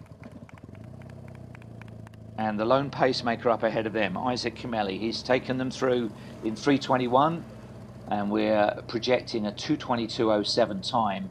But what could make that faster is somebody making a bolt for it here. The women, they have an easier time at the drink stations because it's a smaller group. The men helping a little bit there where they can. Pacemaker's not allowed to take drinks for them. That would constitute assistance. So it looks as though they've taken some of the generic water on board, but it has opened up a couple of little gaps there.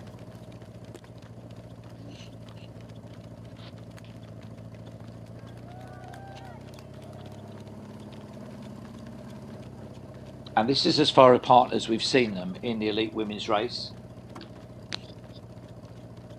Shura Demise Ware, a very experienced competitor, as I mentioned, in the red. And that is not good news for Kilimo. She has got detached at that drink station pickup, and the other two have spotted it and have just pushed on.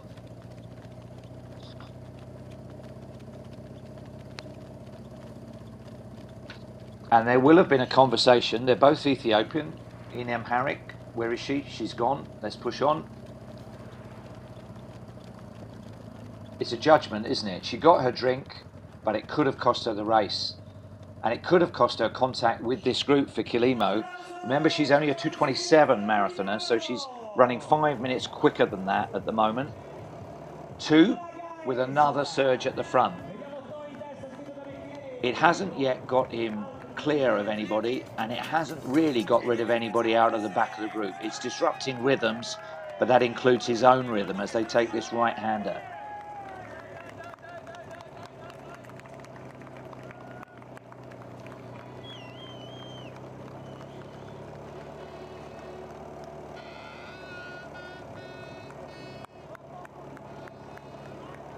So it's what, 2 seconds as they come through the Via Benedetto Croce.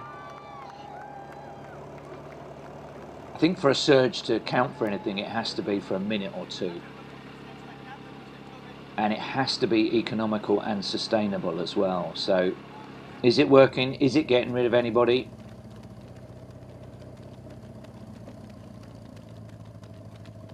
That's Mercuria leading in the women's event. There's been quite a variance there. Look at that, 3:25 after some 3:18 kilometer segments. So the first 2 women are Ethiopian. The men's pacemaker is Kenyan, so there won't be a lot of conversation there. Kimeli just dropping his arms, indicating that he may have a little bit of stitch. Kilimo not gone yet. She lost contact at that drink station, but she can still see everything that's going on. She is heading for a big lifetime best, but she still has a shot at the title.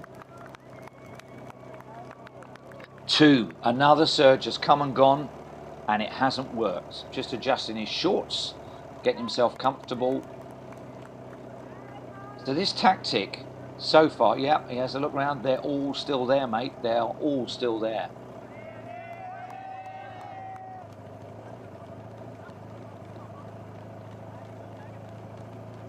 Yeah, he's having a chat. Are you going to help me? Will you come with me? Those are 2 Kenyans on the left-hand side of the shot and 2 Ethiopians on the right-hand side of the shot. Tedesse and Bakili of Ethiopia. Langat now. Well, no conversation. He just came bursting through on the inside. Sometimes if you're feeling really bad, it's like, oh well, my race may be about to be over. I'm just going to put in a surge and see what happens. What's the worst that could happen? Langat may be in that category. He looks like he's working incredibly hard, but still making himself challenge the leaders. Well, we have quite the racing prospect, don't we? Look at that lot. One of them's going to be the new champion. Somebody's not getting any prize money, and we've only got just barely over half an hour of racing to come, 35 minutes or so of racing to go. Beautiful day on the streets of Milan. They're on the return run through the Park Life area. Temperature now between 18 and 19 degrees. Good support, cheer stations, DJs, live sets.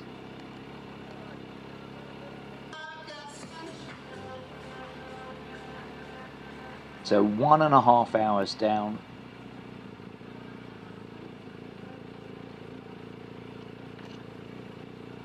Choge with number 1.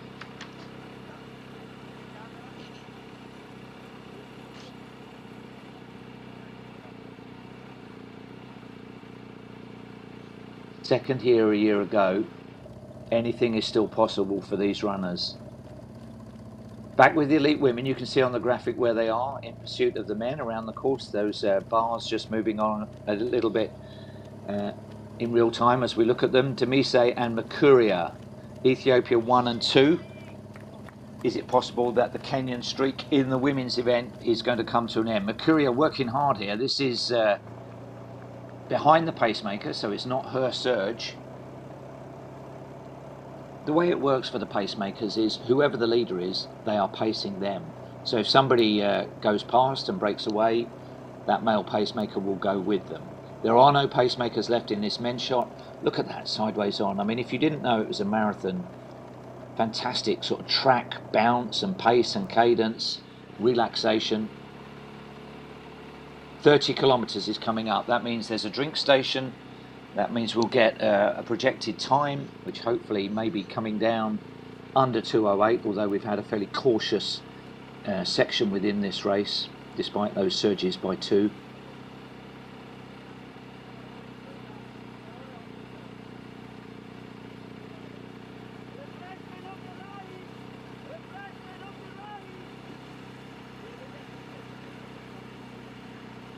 So there are the drink stations. Yes, they've seen them. They move across. It happens in congested packs. They're well spaced out, the drinks. There's always somebody who seems to miss. And this time it was Bekele. He's not happy at second back of that group. He didn't get his bottle.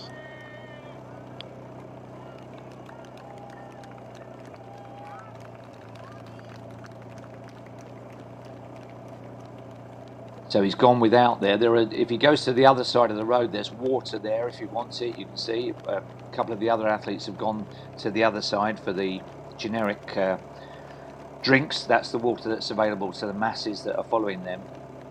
These are personalised drinks that the athletes will have prepared for themselves yesterday, put out on the course at these 5 kilometre intervals. And it's quite important now. It wasn't quite so important at 5k and 10k, but at 30 kilometres you do need hydration. It's part of the energy release process.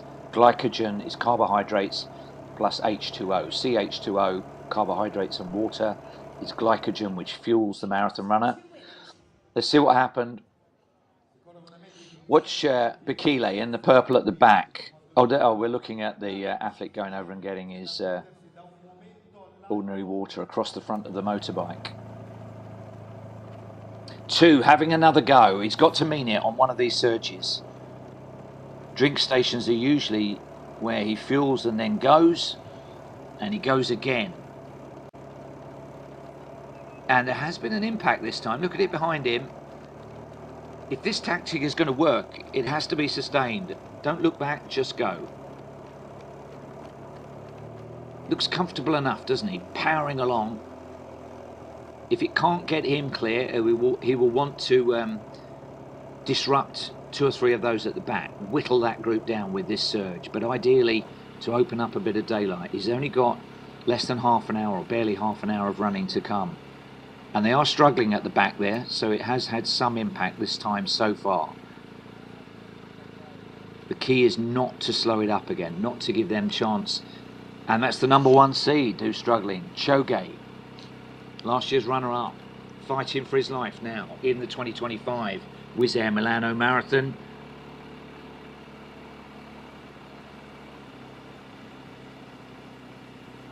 Segui concentrating like mad, trying to get his rhythm back up.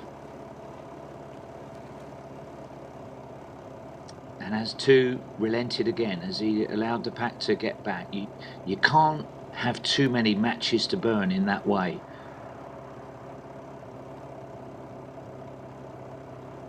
Always adjusting his shorts as an indication that he's finished his surge. It has had some impact, but if it slows again, it will have had none. The Gallerate, not so much shade on this part of the course. 31 kilometres down, 11 kilometres to go. So one of their standard running distances, and it has slowed slightly through 25 to 30 kilometres, down to 3:08 per kilometre in that. That's why everybody's still in contention. So these surges are being neutralised by the slowing up afterwards. And it's 2 that's doing it, 2 that's putting in the surges and then easing back again.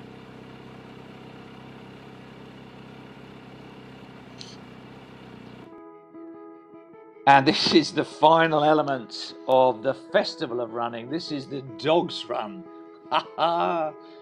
It's a thing. Run with your dog. Let's see how they did it as part of the Milano Marathon Festival.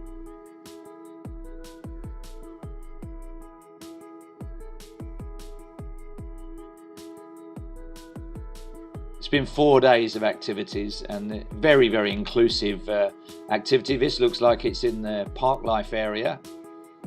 So every dog had its day, including in Milan.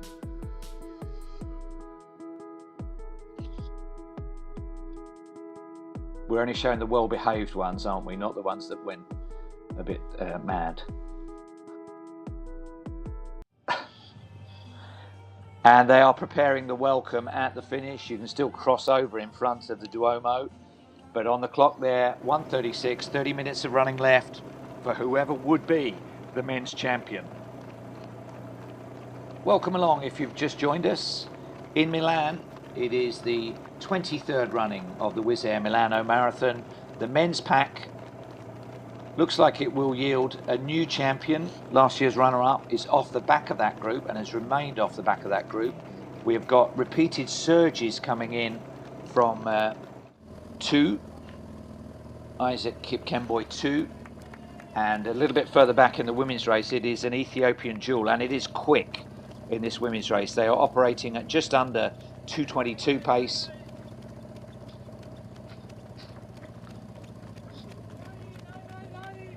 Shure Demise Ware of Ethiopia in the red, inviting her teammate to come alongside. There's a big difference in prize money, so it won't all be cordial right the way through. And her teammate says, thanks very much, I might even steal a yard. Pacemaker just up ahead of them in the white and blue as they go through 29 kilometres is Isaac Kimeli. He's led them every step of this race. He won't lead them across the line. He'll step away in the closing kilometre, still finish, but not, it'll be every woman for themselves. Is this another 2 surge? I believe it might be. One of these days, 2, it's going to work. Is this your time? Don't look back, look ahead and go.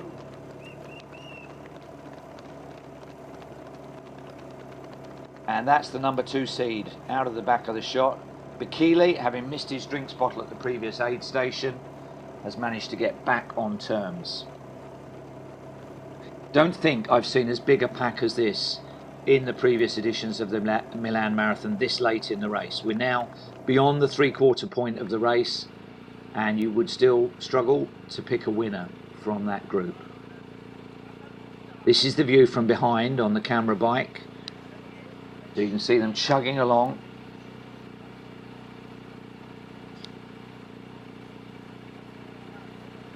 That was the 20-kilometre point on the outbound journey. There now, some of these signs we're passing in both directions.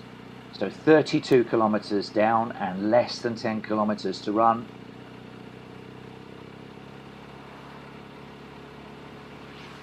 Two is certainly putting in a shift, but at the moment it's only operating as a pacemaker for the others. The surge is on, sharp enough to drop athletes at this calibre, and they don't appear to be sustained enough either.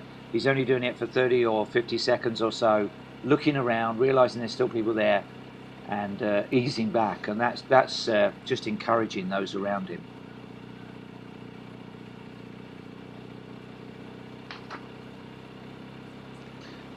Nine is Tedesse, also of Ethiopia. A lot of these athletes take part in races in China, which has a very emergent racing calendar. Most of the major cities in China, and there are many that you may not have heard of, but have several million population. They're encouraged by national government to host marathons for the health and wellness of the local population, but also as a tourism and a project to put the city on the map. So there's a lot of races in China that always want elite athletes, and from the drone you can see they're absolutely zipping along. Mercuria looks like she's giving ground a little bit here. This could be a key point in the women's race. Her teammate was encouraging her alongside, and now she's responded as they come up to their drink station. That might be why we've had a surge, just to be able to see the drinks well in advance. An easier task for the women because it's a smaller group. Oh, that was a very weary, and she missed, I think. the second Ethiopian. So she goes to the other side to get water now. And this is prizing open that gap. Great shots we're getting here. Still just outside 2:22 pace. She's having to take a cup of water now, so that won't go down the same as the plastic bottles that belong to the athletes themselves. Deja vu, here goes 2. Will it work this time? The key to it has got to be that it has to be for 2 or 3 minutes. It's got to sustain it. Don't look back. Commit 100% as they come through the park life area. There's a few chicanes and twists and turns through this ornamental park. We saw it on the way out. You can get nice sight lines here, and there are a couple just struggling at the back of that group. That would bring it down to 6 if he can keep this going, but that's the key point. Has to keep it going. He can't just keep putting in a token 30 seconds or so and then easing back or looking round and doubting himself. If he's feeling this good, he must use it now, because there's 9 kilometers, less than 9 kilometers to go. Watch out for the pond, the moat.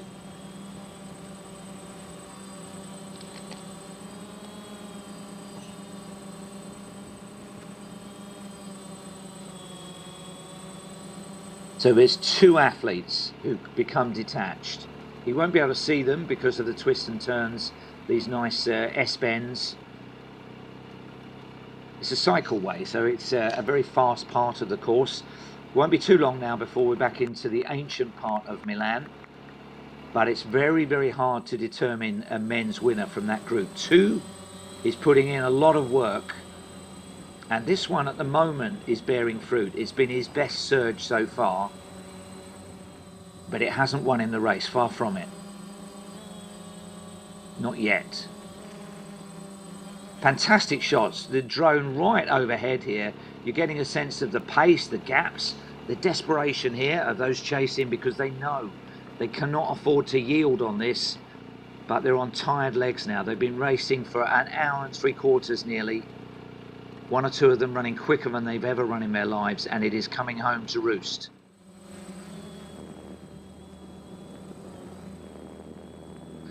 So over the highway on that suspension bridge, he's got it down to 7. It looks like Bekele is now struggling. He's the 8th man off the back of that group, but is the surge over again as 2 looked around and decided that's enough. So this, the modern part of town, Piazza Gino Viale. Some nice surfaces to run on there. And another surge has come and gone from 2. And it has had some effect, but now those leaders, if they want to be in the prize money, cannot afford to let things ease up. Inside the final 8 kilometers,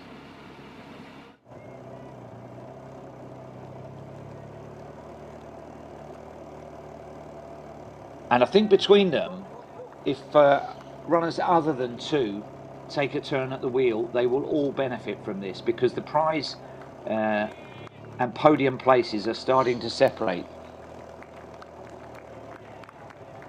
So Leonard Kipkoech Langat is our new leader.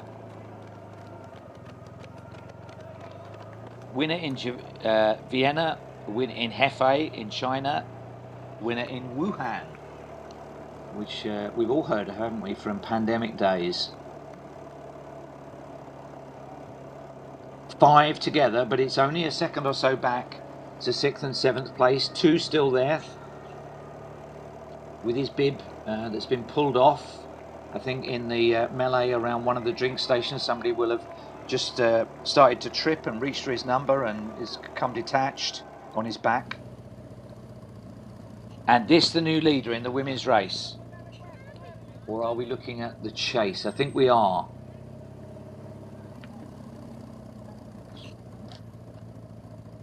Mercuria in 2nd. Yeah, that's the chaser. What's that gap? Well, it could be 7 or 8 seconds. Alamsahay Mekuria Anamiru of Ethiopia. Never won a marathon, never won a major half marathon, although she's been third and fourth in Padua and in Fez in Morocco. So it looks as though if she can hold things together, it could be for her a big personal best by 3, maybe 4 minutes. But this is the leader now, with a significant lead for the first time. Demise is what it says on her bib. Full name Shura Demise Ware of Ethiopia, probably the most experienced competitor in the women's field, and that is starting to count for something, because with the help of the pacemaker Isaac Kimeli, she is looking like she may be on her way to victory. 2 hits the front, but look at the grimace. He's hurting now. There is a price to pay for that irregular surging.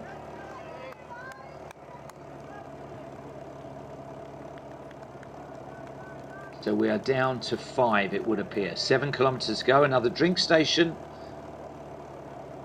A little bit more. Everybody got what they wanted there. Yes, that was probably the best drink station so far, because there are less athletes together. And they've hardly taken on board any fluid there. Just and he missed with the water. He got that one. Very busy athlete, isn't he? 2:09, the projected finishing time. So we can forget about it being anything of consequence. It's not going to be a World Championship qualifying time. It's not going to be a course record. But we do have a great race in prospect, because 5 into 3 won't go. Somebody's not getting on the podium. Somebody's going to be the champion, and it looks like it could be from within these 5 now. 1 hour and 3/4 gone. Less than 20 minutes to run.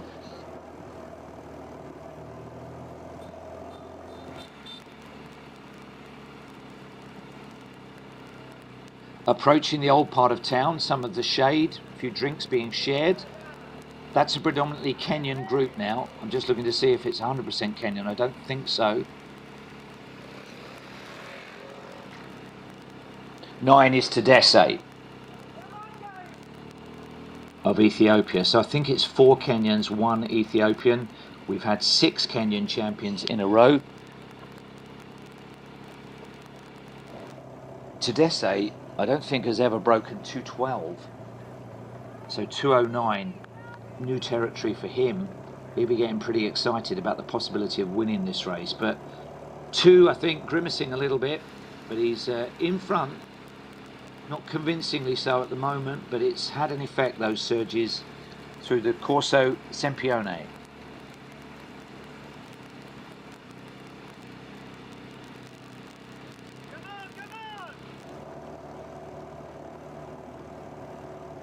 Well, they're all on their limits now. There's the roll call. Tedesse, the lone Ethiopian. Kipyego of Uganda. So we do have 3 East African nationalities in that group. Kipyego, the athlete for Uganda, on the right-hand side of the shot in the white singlet and the blue shorts. Now, it's another surge from Kiptu. This must be his 7th or 8th. Always looking round, always looking to see if it's worked. It's a bit like digging up your potatoes early. And the one who looks to be most vulnerable this time is Langat in the purple on the left.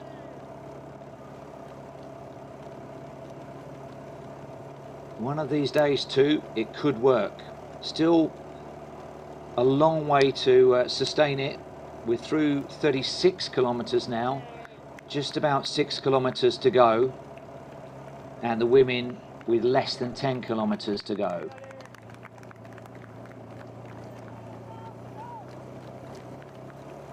This is a real warrior's race now, isn't it?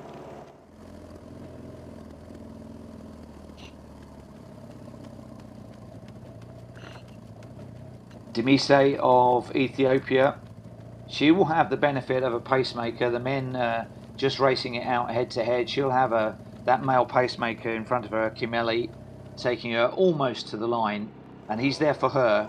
Whoever's leading the race, if she says go faster, he'll go faster. If she says slow down, he'll slow down. But at the moment she's on for a 2:22. She's only broken 2:22 twice, in Dubai and Tokyo. and neither recently, 2015 and 2019. So this is her best run this decade, if she can hold it together. 2, meanwhile, pressing on in the men's race, with that number ripped off at the top of the pins on the back of his singlet. Nice long straight stretch here, but they will be feeling the cumulative effect of an hour and 50 of racing at a relentless, just outside 3 minutes per kilometre. Somebody in that group is going to be our champion. Somebody, 2 of them aren't getting on the podium. But I think these 5 are our top 5, because it is now a significant gap over the chasers. They are going away.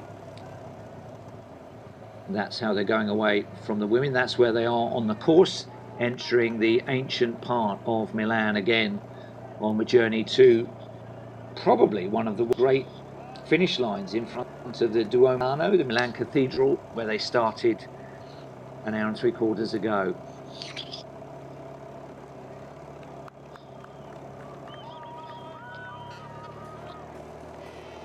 And the Eritrean, oh, he stopped, he's in real difficulty there.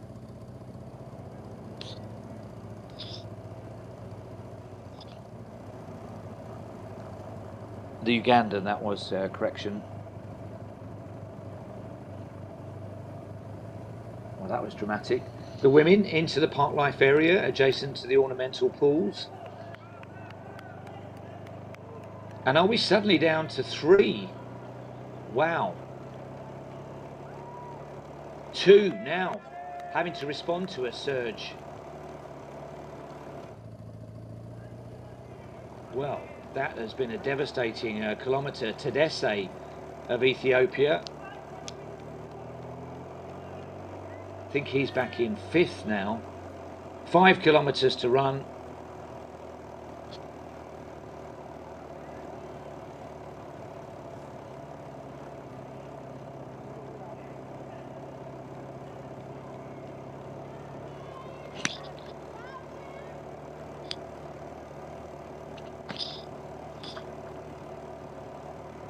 Kipchumba has really put the foot down. 5 kilometres, a bite-sized distance on its own, but hard. Oh, he's looking round, so I wonder if he's having second thoughts. 2 has just about responded to that. So it's 3 Kenyans away at the head of the field.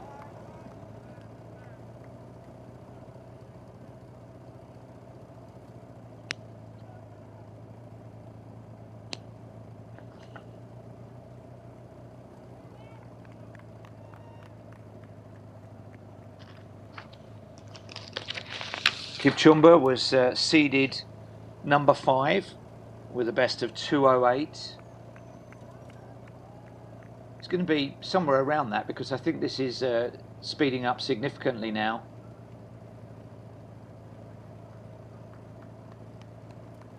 Isaac 2, a little bit further back. This is the lead woman coming over the dual carriageway.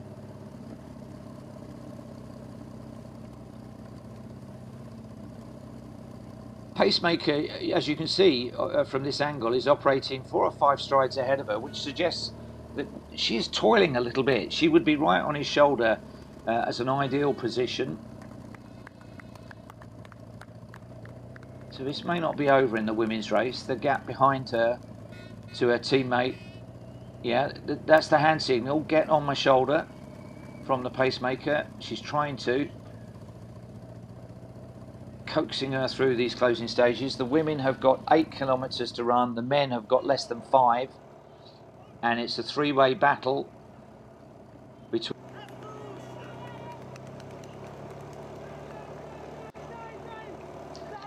2 once again, hit in the front. Looks like he went through a bad patch and has now come back. This will be about his 8th, 9th or 10th surge in the race. At some point it has to be a full-on run for home, and if that's to be the case, he needs to stop looking over his shoulder, because he needs to be 5th gear.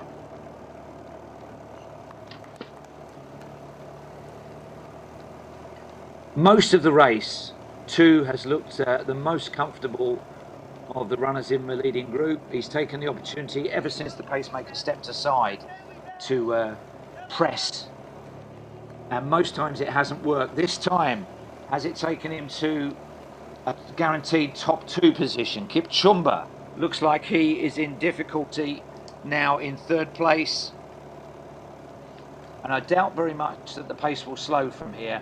We are too close to the finish. We're 3.5 kilometers from home. Langat matches him stride for stride and now goes for his own surge.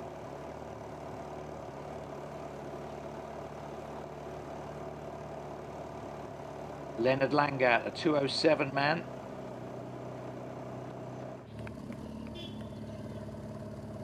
And I think she's really struggling hard. We're not getting the comparisons yet. She very weary grasp of the water there for the women's leader.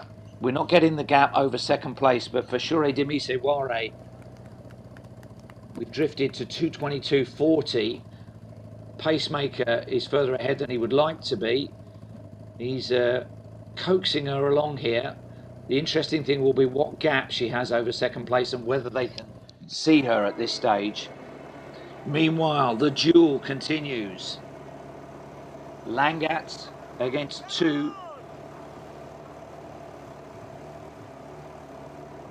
Less than 4 kilometers to the finish. Langat's turn now to surge.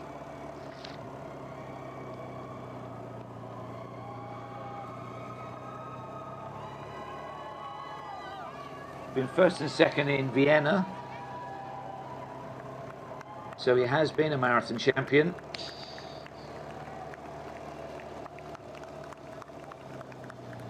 Two never has. Best position was Buenos Aires, where he was runner-up in September last year. So these 2 runners have given us quite the contest. Isaac 2 has put in countless surges, but at the moment finds himself in 2nd place. Leonard Langat has only put in 2 or 3 surges, but he's the leader in the 2025 Wizz Air Milano Marathon. And we're into the old part of the city and only a few turns from home now, approaching 40 kilometers, 2 kilometers to go. They can see on the lead clock that we've just clicked through the 2-hour point. The time's not going to be significant today. It's going to be 2:09 or thereabouts. It's all about who's going to take the title, and they are slugging it out like a couple of heavyweight boxers. Onto the cobbles, onto the more twisty part of the course. Langat leading, but not decisively so.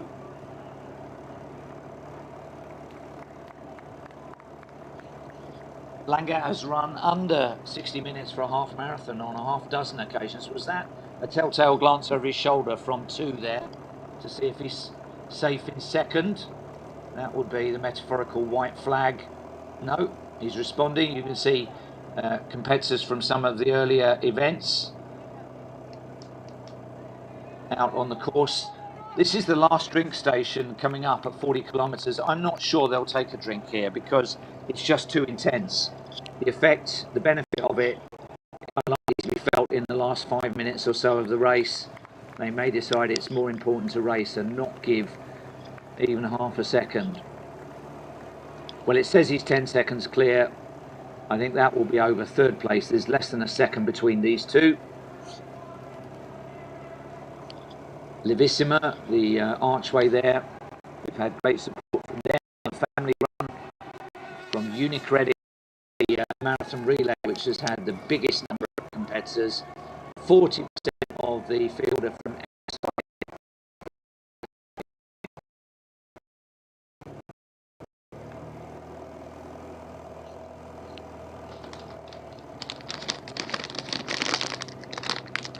He's done a bit of looking over his shoulder too, and that one the most significant one, because I think he's thinking this is hurting too much. I can't go with Leonard Langat here.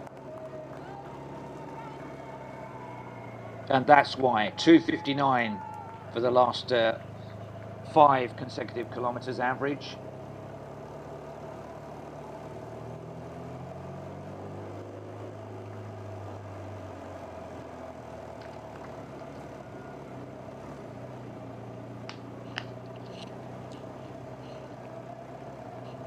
Langat will be 35 this year. His major marathon record is pretty outstanding. He's only won a couple, but he's generally on the podium. And at the moment, it looks as though he could be heading to victory. The cadence, still pretty good from Isaac too, but we had a look over his shoulder just to check if he was safe in second place, and that it normally is a sign that he's got no more surges to give.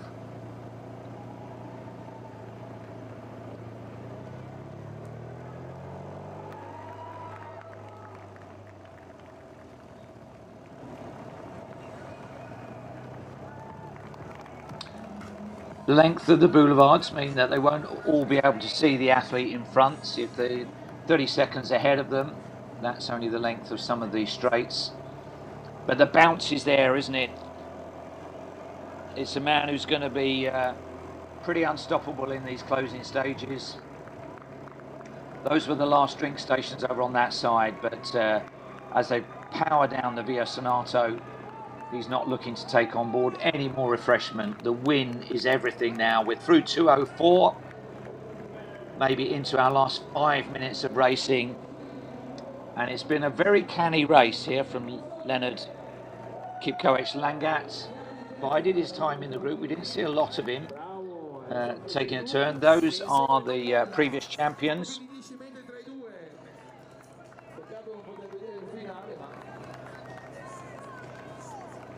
Well, Quemoy actually interrupted that sequence of Kenyan victories, so looks like we're heading for another Kenyan victory in 2025, and probably the win of his life for the leader, but he's still got to see it home. There are strange things that can happen in the closing stages of marathons, cramp and stitch. Checking his watch.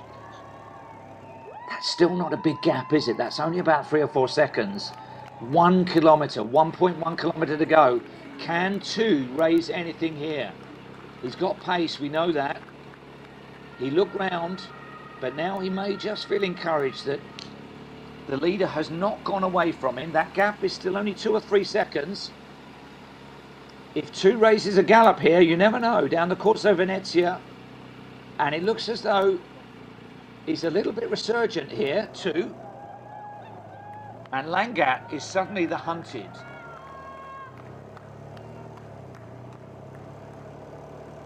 Well, 900 metres to run. 2 and a bit minutes, and the gap is only about 3 seconds. Bit of race management required from Leonard Langat to conserve this lead, eke out the victory, not give two anything to sprint against in the closing stages. What a race here. Kenya 1 and 2, and that fantastic picture is what 2 has to do for the win of his life. We've seen surges. He needs to dig deep and try and get one more surge. It looks as though he'd given the race up a kilometre back, but in that period Langat hasn't gone away and the chance is still there. It's tantalising. 600 metres to run.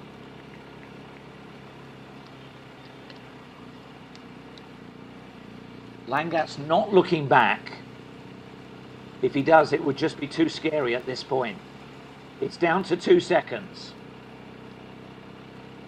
It is possible here. Langat's not slowing, but 2, if he accelerates,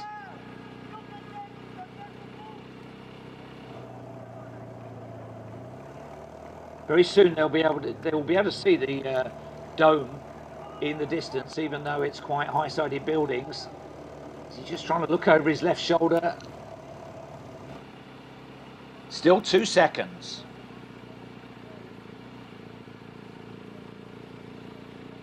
And there's only a couple of turns left in this race. 400 metres to run. Fantastic race. It's going to be close whatever happens. If he wins it, the damage was done before the 40-kilometer mark for Leonard Langat.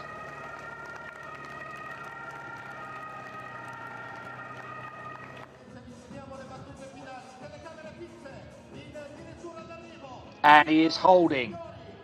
It's been a great race. And the final turn is coming in.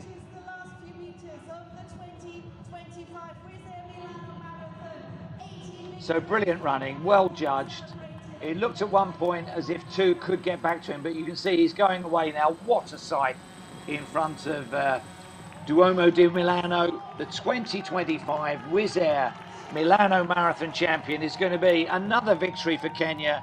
And this time, the win is going to go to Leonard Langat. He's going to be sub 209.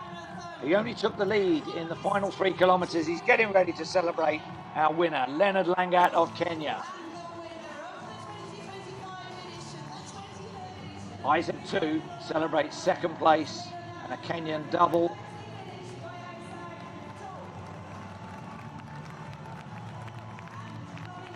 And Timothy way back down, perhaps his second best time ever.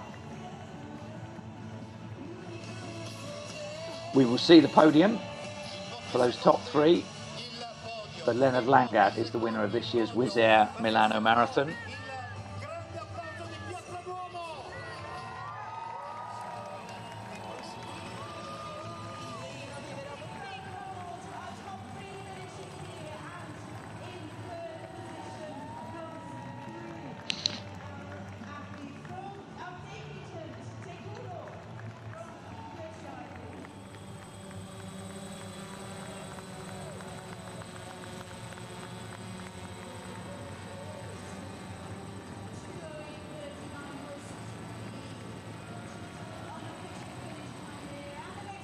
I think that may have been Teklu of Eritrea on his debut, who took 4th place.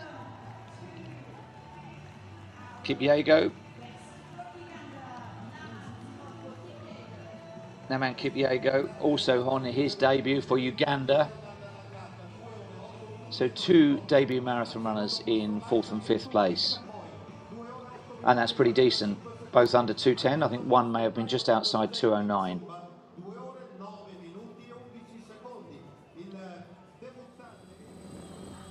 What a spectacular start and finish area it is in front of one of the world's most iconic buildings, the Dome in the centre of Milan. Watching the replay from his perspective as he approaches the finish, he was celebrating early. I think with a kilometre to go, if he'd looked over his shoulder, been a bit apprehensive, but he's maintained that 3 or 4 second lead right the way through, and a sequence of Kenyan victories.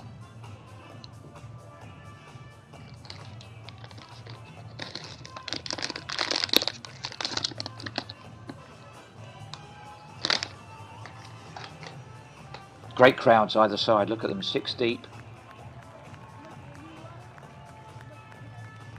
Wizz Air cabin crew getting behind things there with 40% of competitors coming from overboard. Wizz Air may have well been bringing a lot of the field here, and I know they have a lot of staff fundraising, especially in the relay for charity. This could be a €2 million charity fundraising day.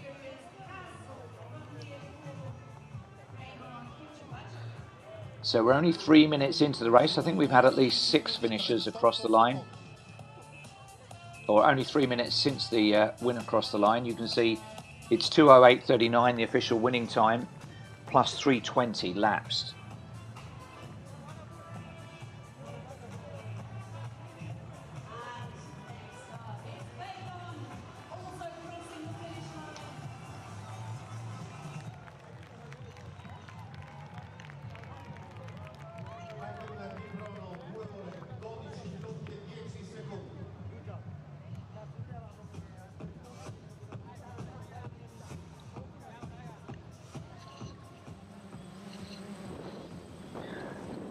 Well, all of the finishers will be able to make a day of it in Milan on what is forecast to be a beautiful afternoon. We're now up to close to 20 degrees in some of the built-up parts of the course.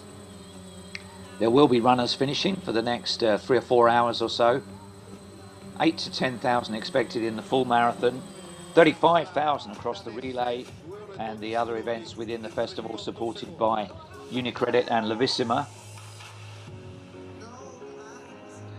And we'll turn our attention shortly to the women's race, where they're inside the last 11 minutes or so.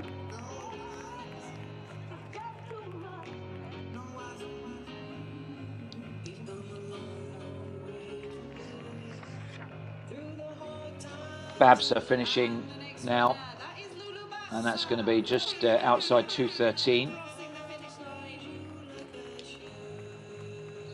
These are quite lonely runs for some of these athletes. I don't think we saw Babs in the later stages, so if he was in that leading group, he got detached. If he was in the chasing group, he's had to come a long way through.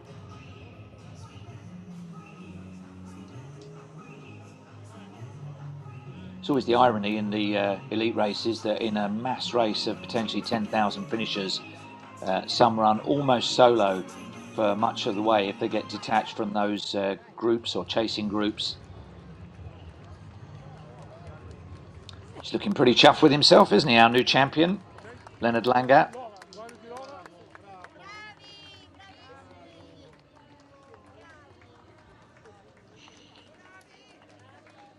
So they will make their way around to the presentation area, which will conclude our programme. There's the confirmation of the 4 different nationalities in the top 8 finishers. But a Kenyan clean sweep, not for the first time here in Milan.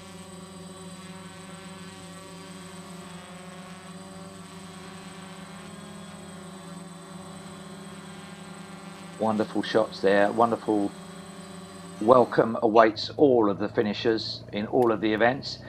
Meanwhile, back with the elite women, and you can't escape the sense that she is struggling a little bit, Demise. She's still winning in a major marathon, but it has slowed slightly on the splits. Shura Demise Wara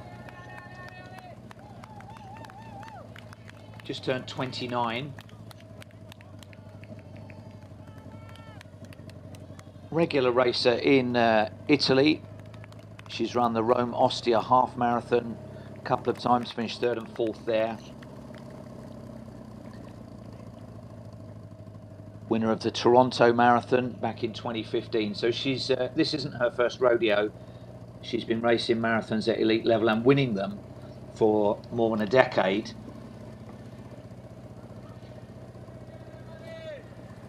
But that gap to the pacemaker has always been slightly uncomfortably more than a second.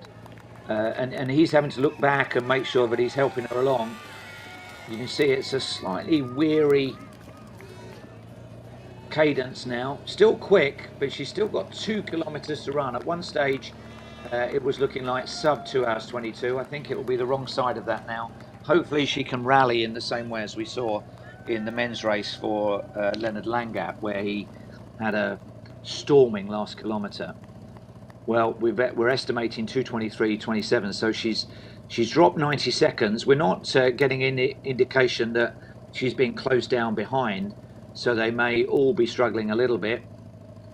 Pacemaker, who's taken her the whole way round this course, Isaac Kimeli of Kenya.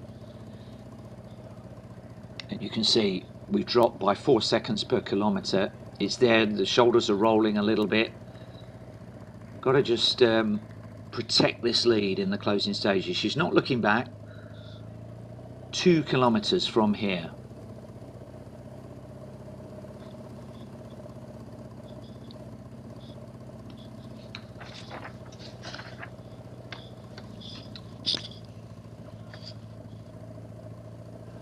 That's where she is on the course. You can see just a handful of turns in this old part of town, just making their way towards the dome for the finish. Nice bit of shade around this turn.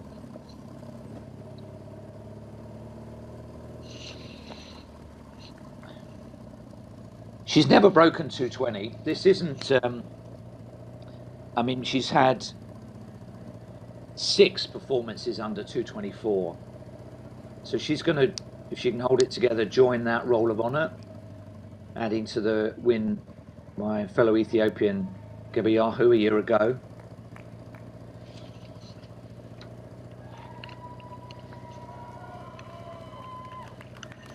It was almost imperceptible the way that she took the lead. She's been out in front for probably about 35 to 40 minutes now. It was at one of the drink stations that she just got clear. Pacemaker is conscious of where she is, but that's a bigger gap than it should be. He's having to just moderate his own pace so that he's helping her. Last drink station, you wouldn't normally take on board a drink. He's going across for one, I think, and I think she's going to pass on this one. It's more important to secure the win. Just got to hold it together for another 1,500 metres.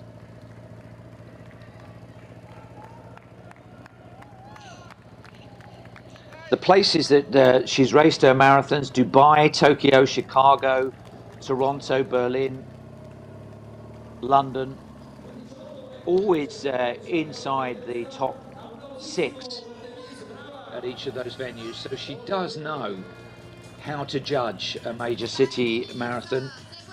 A win is a win, though. This will be a great boost to her a decade into her marathon career. And she's just got to hold it together for another 1,200 metres.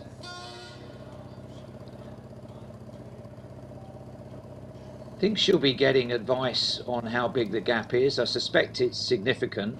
There was a lot of pressure on the men's champion in these closing stages. Less so on her. It's more about just holding herself together, just keeping the momentum going one step at a time. 1 kilometre to go.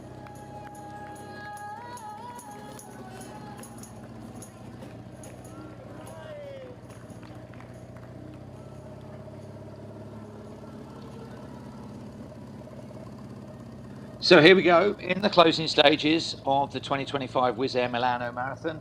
This is Jeff Whiteman on the live stream. We've had the men's clean sweep by the Kenyans. It's looking like an Ethiopian victory in the women's.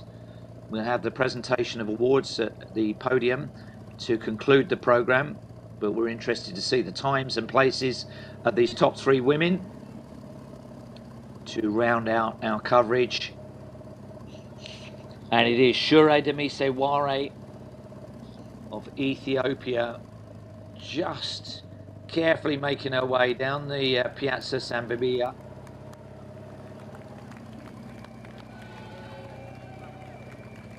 Two turns away from the finish now.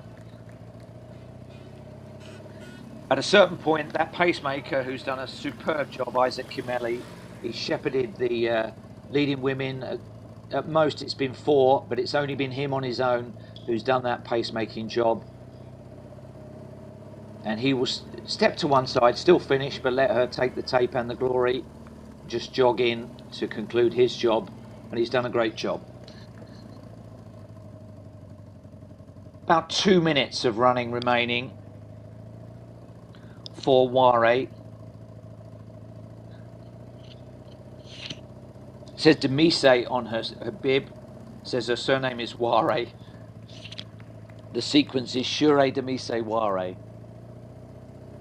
And this will make her in demand for autumn marathons. She's raced some good ones. She's raced in Berlin, Toronto, Chicago and London. So she's very experienced in Abbott World Marathon Majors events, of which there are now 6.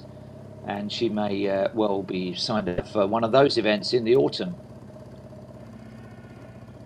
500 metres remaining.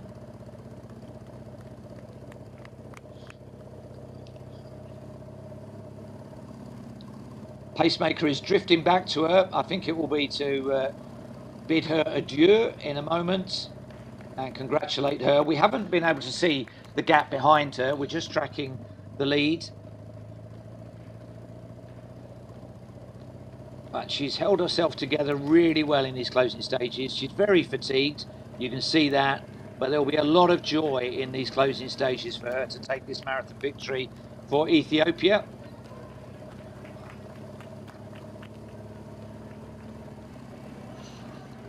So the pacemaker's job is done. Isaac Kimeli will step to one side as he sees the finish approaching, so he moves over to the hard shoulder. And the stage is set for our women's champion. She's led for a long, long way to win this one. She's a very, very experienced marathon competitor. and she has used all of that racecraft here to just make sure. And you can see the speed has come back, as it always does when you see the finishing line. Manages to raise a bit of a sprint in the closing stages. The recovery will be that bit quicker because she is the champion.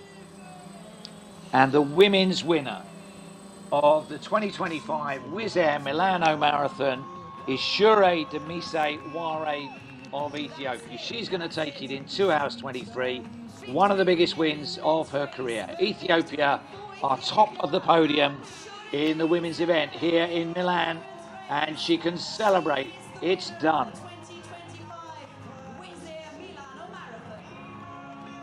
I think she dug very, very deep indeed there.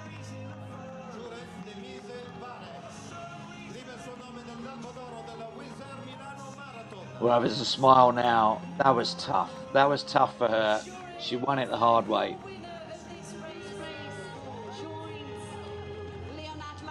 On the podium, the two winners of this 23rd edition of the Wizz Air Milano Marathon, her unofficial winning time. And there's no sign of second place. I think she was probably aware of that.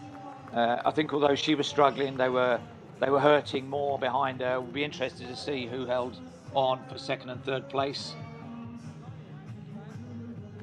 We're outside 2:25 now. She thanks the pacemaker. He did do a wonderful job there.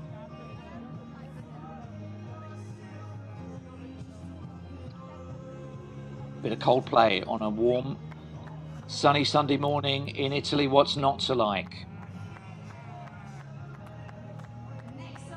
Joan Kilimo has got a lifetime best of 2:27.41. Looks as though she's going to be inside that. So she's rallied in the closing stages.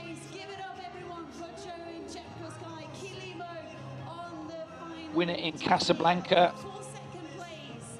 in October of last year, and she's running strongly for second place.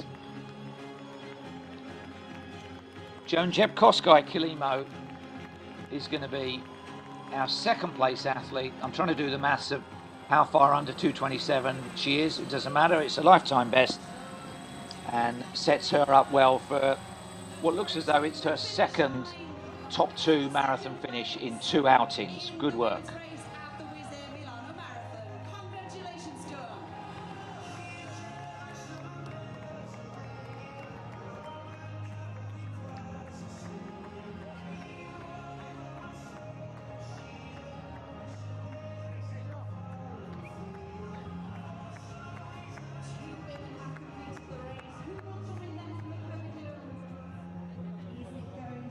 Ooh, just hobbling a bit there. It's okay until you stop, and then all the little aches and pains all seem to accumulate suddenly. She might struggle to step up to the second place position on the podium on the stage in a few minutes, but she's a long way clear of third. So decisive gaps in the women's event.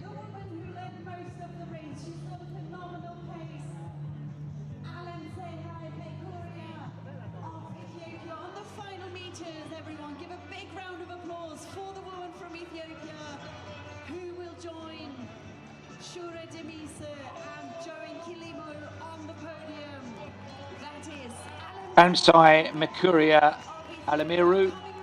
Mikuria on her bib is going to take third place. So it's been a good day for Ethiopia in the women's event. Only just outside her lifetime best. In fact, very close to her lifetime best of 2:26.49. In front of one of the world's iconic buildings to finish her Wizz Air Milan Marathon. So that's going to be our podium. In the women's event, we will have that presentation of awards coming up very shortly. Generally speaking, if the elites run quick times, and they have, that will percolate all the way down the field. So the debutantes and those that were hoping for under 3 hours, oh, can't wait to have a little rest there. For Mikuria of Ethiopia in third in the women's event. Looks like it will be a good day for everybody racing out there. Mid-packers and elites.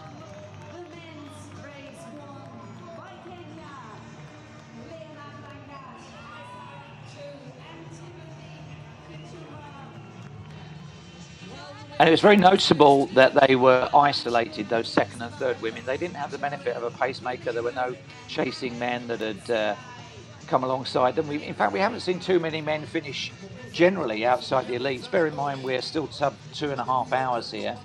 There would be very decent runners outside of the international invited field finishing. You can see 1 or 2 coming across the line now.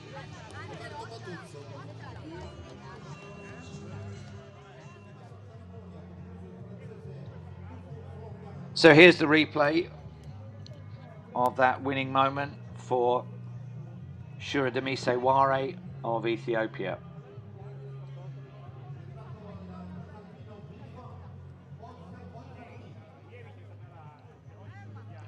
She'd been hurting prior to this, but look at the joy as she crosses the line. You always doubt whether you're going to be able to hold it together in the closing stages. When you can see the finish line, that's about the first chance you get to celebrate. She knew it was a big gap. She had that luxury, unlike the men who were only separated by a few seconds. This is it from various angles. She will enjoy watching this indefinitely. That was second place for Joan Kilimo. And third place, you can see the legs are going wobbly there for Mikuria in the closing stages, and she had to grab hold of that fella there that had just finished just to support herself.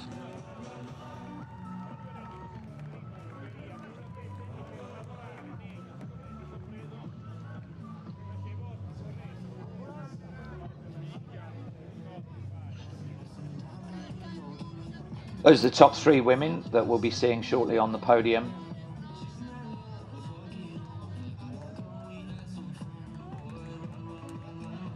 In about an hour's time, the runners will be coming across that finish line at the rate of about 4 or 5 every second. But these are the creme de la creme runners, the elites.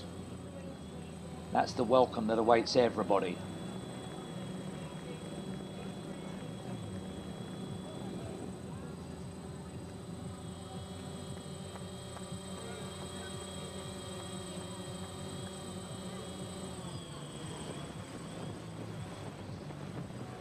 It is Italy's fastest marathon historically.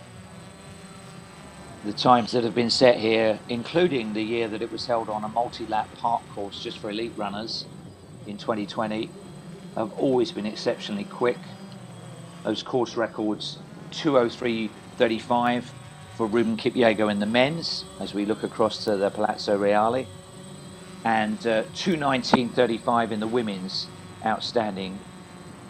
Those, I think, are both Italian all-comers records, the fastest times ever set anywhere in Italy. There are, of course, major marathons in Rome, Turin, and elsewhere.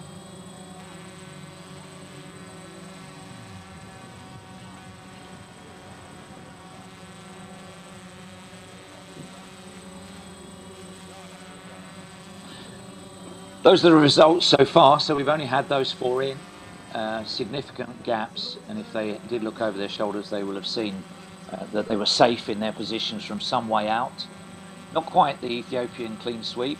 Joan Kilimo upsetting their party there in second.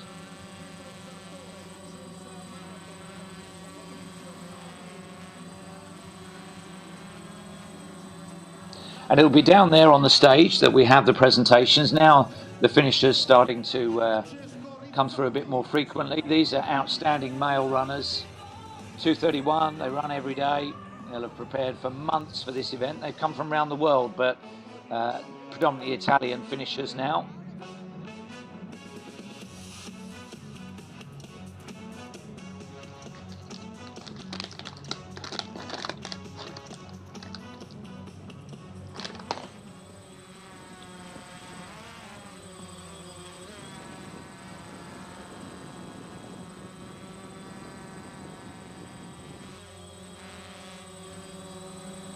It's quite a walkable city, Milan.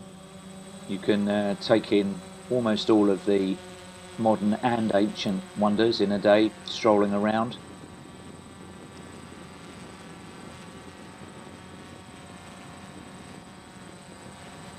But right now, There are somewhere between 8 and 10,000 people doing a bit more than strolling around different parts of the city. The runners have taken over Milan.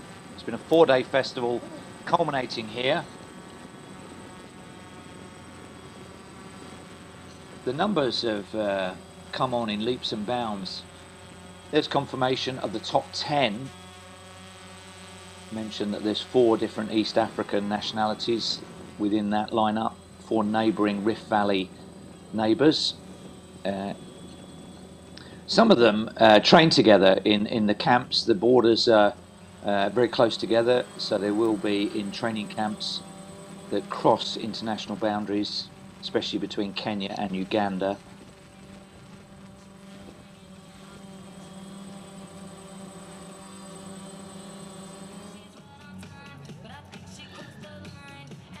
And the encouragement is there for all of the finishers. They'll be looking out for particular individuals. This is a reminder of that golden moment for our men's champion, probably the biggest win of his life for Leonard Langat of Kenya.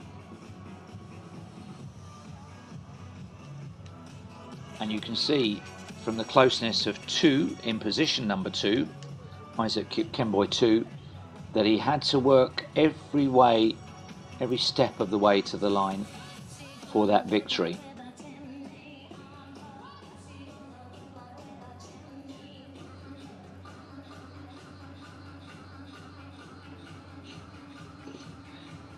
And 2 was celebrating his second place from some way out as well. This was 3rd for Kipchumba.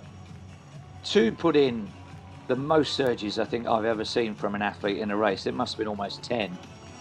And it was good enough to get him second place. He never let it go as we look again at the women's win for Shura Demise-Ware. Big smile. She wasn't smiling 2 minutes out. It was all very, very hard. Collapsed to her knees straight afterwards. In joy and a bit of prayer, but a bit of fatigue as well.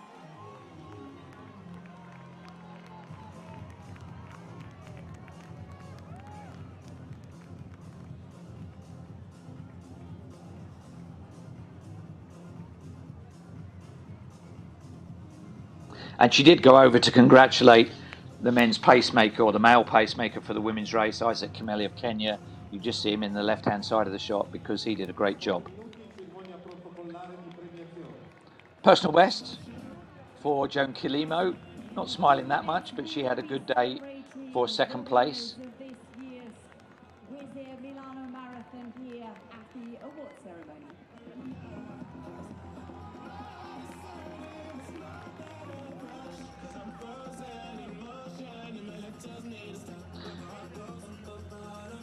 As we take in the majesty of the discreet little building alongside the finish line, Duomo di Milano, we're getting ready for the presentation of awards to our top 3. Temperature may be high teens now, depending on the effect of the shade around the finish line. I don't remember any bad weather in 8 or 9 years that I've been coming to the Milan Marathon. It's not guaranteed, nowhere's guaranteed. Could be breezy. It may get breezy later on this afternoon for some of the mid-packers. But otherwise, in terms of risk associated with committing to a marathon and the variability of the weather, Milan is pretty dependable. Nice for spectating as well.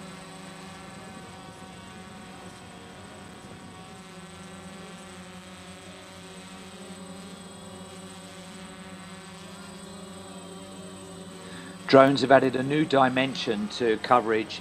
For a city like Milan, really shows off the spectacular nature of the host city. Makes you want to visit, doesn't it?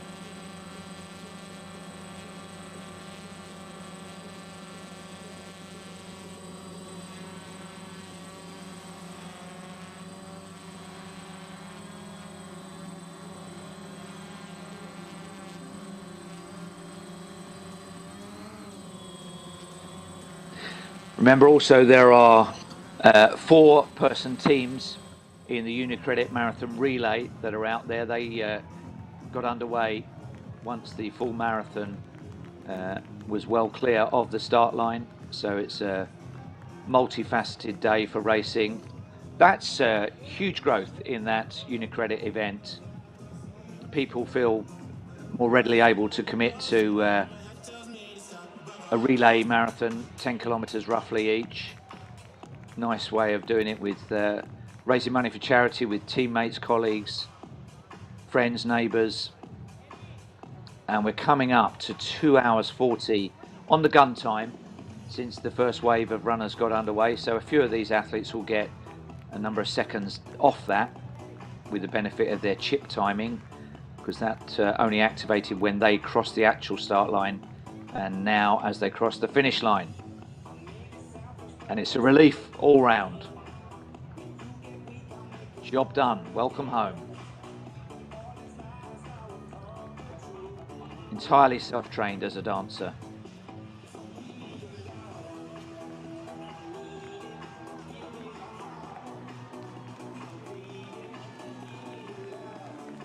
These are the Italian club vests that we're seeing here.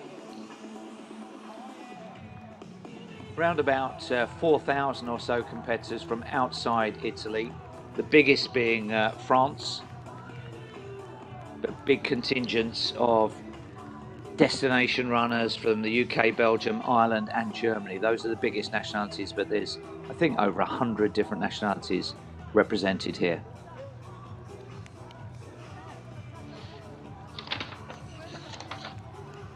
'24, Danielle Chiavetta just crossed the line.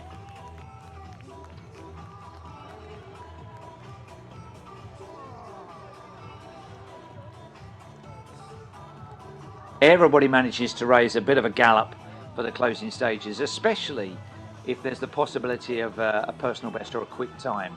You can see that it's hard to do at the end of 42 kilometers of racing to just accelerate over the closing stages, but you do it for a personal best. And as I said, over the next hour or so, the rate of finishers will increase up to about 6 or 7 every second across the line.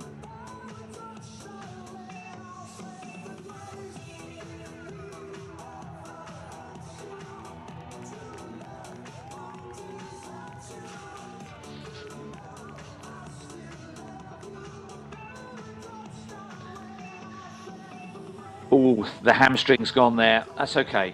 Rest up this week. You might have to cancel the badminton court booking for this afternoon. A lot of joy, a lot of celebration. There is fundraising. There's a huge fundraising component, but you can see from the club vests and the international vests that these are serious athletes. We're on 2 hours 40.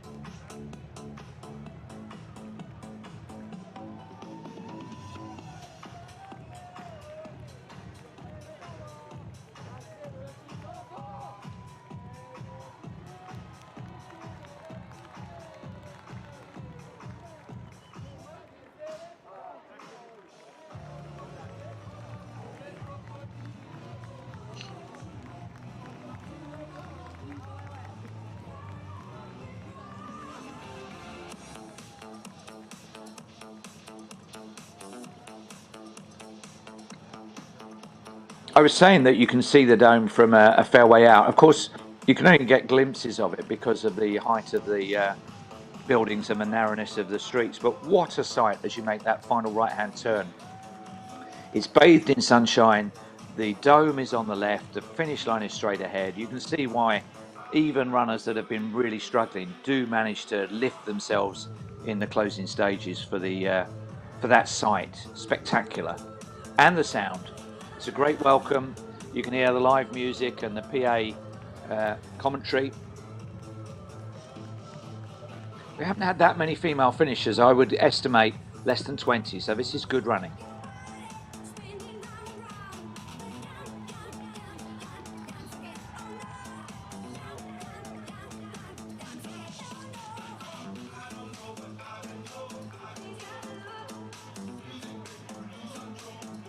Just looking to see if that's Iris Barretto of Italy, hip number 109.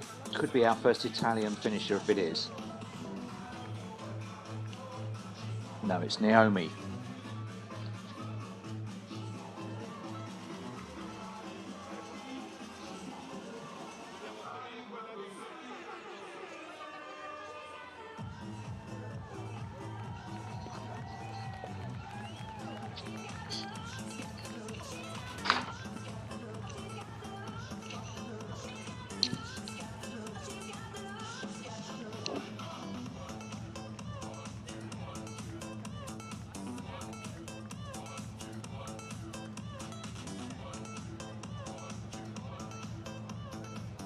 These finishers coming in, they're going to be well under 2 hours 50 with the net time they get from the chip time in. On gun time, we're a little bit further on than that, but they may well have gained a minute or two from the time it took them to cross the start line from when the gun went.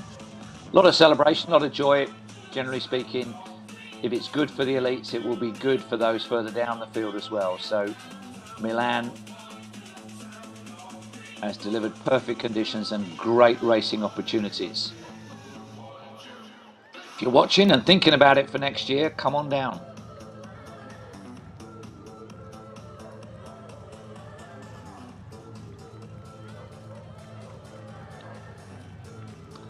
Local boy has got his family there. I think that may have been a personal best, don't you?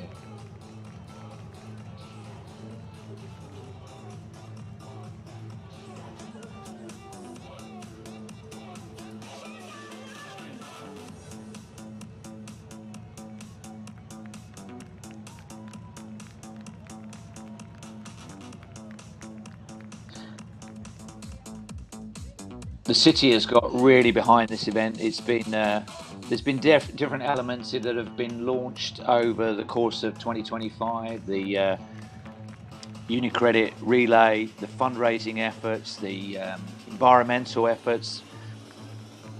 Don't forget, we've had a family run and we've had a dog run during the course of 4 days of activity. So it's really included everybody, including those from well outside Italy. It's brought a lot of people to the city, maybe for the first time, and after they finish the race, albeit on slightly tired legs, they can enjoy what Milan has to offer.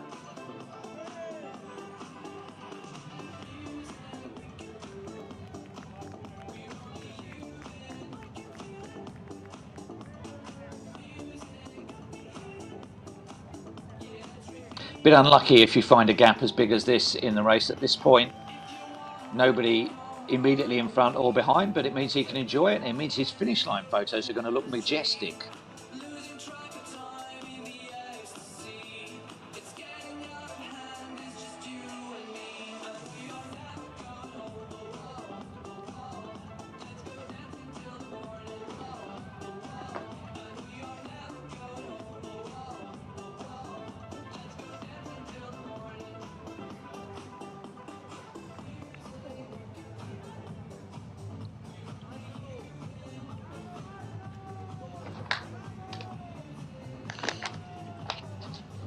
So a reminder that very shortly we will be going to the presentation of awards, but here's the winning team in the UniCredit Relay Marathon.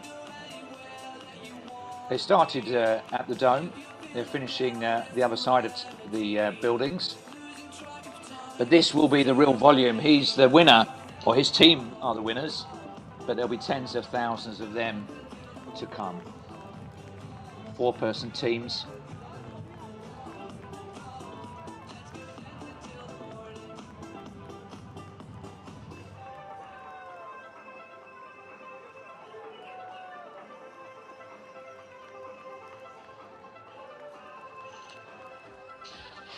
We're awaiting the presentation to these top 3. Kenyan clean sweep in the men's. All looking very serious, aren't they? Big paydays as well. Prize money checks.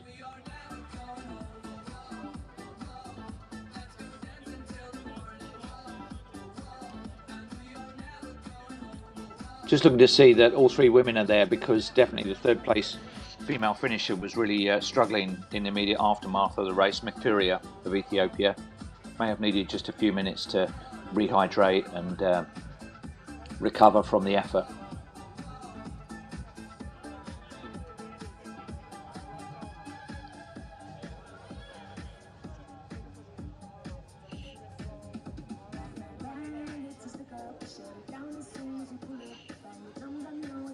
So it'll be top 3 and top 3 men and women finishers.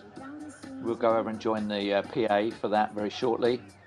Just checking all 3 women are there. Looks like they are.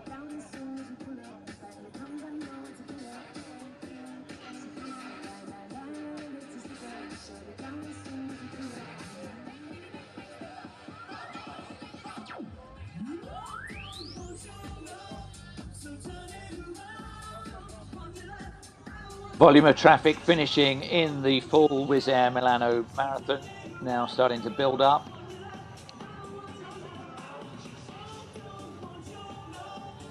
Coming up to 3 hours on the gun time.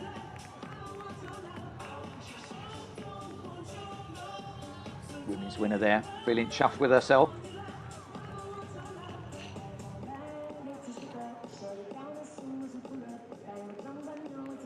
There were 2 well-judged wins, in fact. I mean, the men's, there was hardly anything between first and second. In the women's, it was a decisive breakaway, but then really having to concentrate hard for Demise to just keep everything going, keep things moving, not seize up, not let the fatigue overwhelm her. Very, very experienced marathon runner, and she needed all of it today for the win.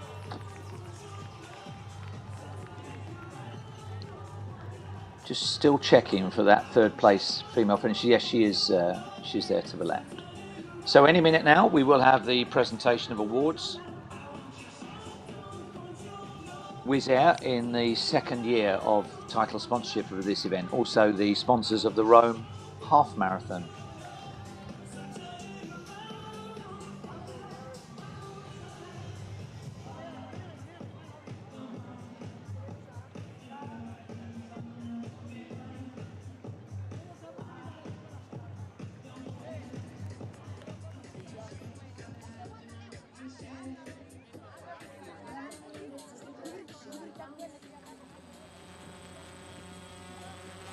That's the little corral area there. You can see where the stage is set, directly beneath us at the bottom of the shot, where the I hope they've done a nice low step for some of those tired legs that will be coming up to receive their awards very shortly.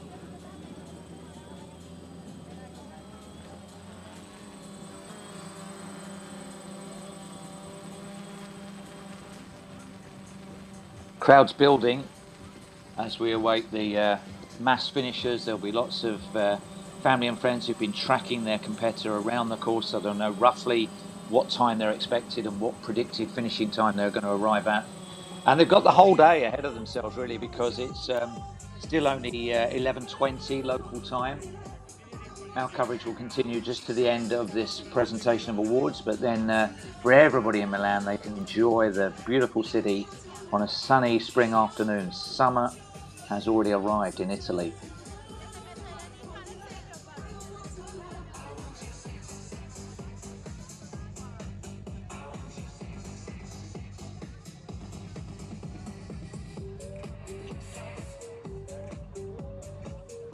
Be a bit too early for them to be thinking about what their next marathon is. You've got to recover from the previous one first. But we're only just into April. The marathon season was traditionally spring and autumn. It tends now to be year-round. There are opportunities in different hemispheres, different continents, at pretty much every month of the year. And we've seen athletes that are going to be on the podium here who raced in January, so it is possible to turn around a marathon in a matter of weeks rather than months if you recover well.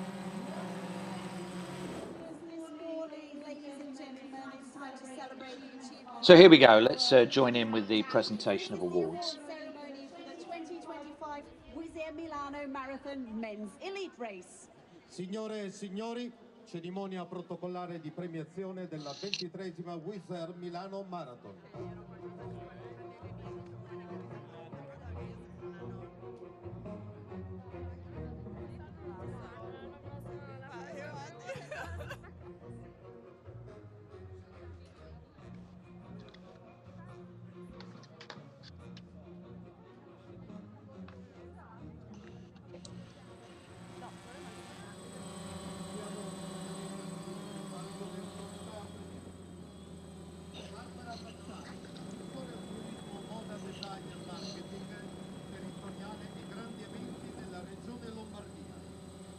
Urbano Cairo, presidente RCS Media Group, Annalisa Areni, Chief of Client Strategist Unicredit.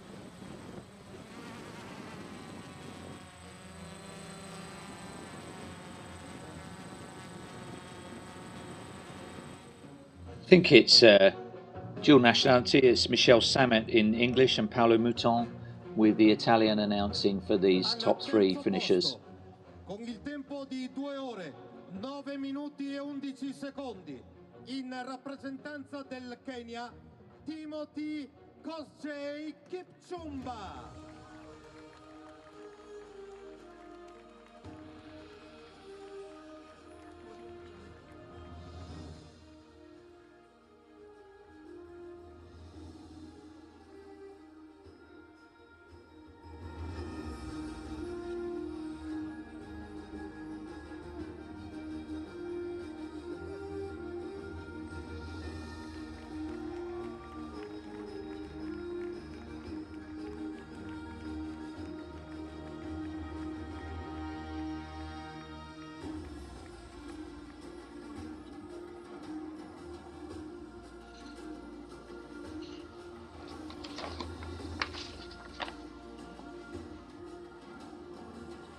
Invito il presidente di RCS Media Group Urbano Cairo alla consegna dell'orologio festina al terzo classificato Timothy Kosgei Kipchumba.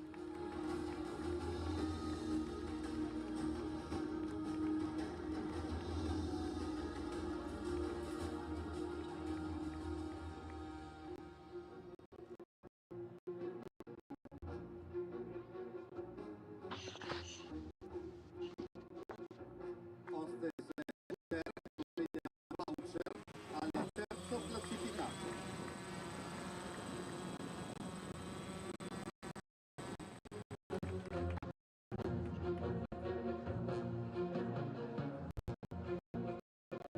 Ringraziamo Anna e Client Strategy Credit.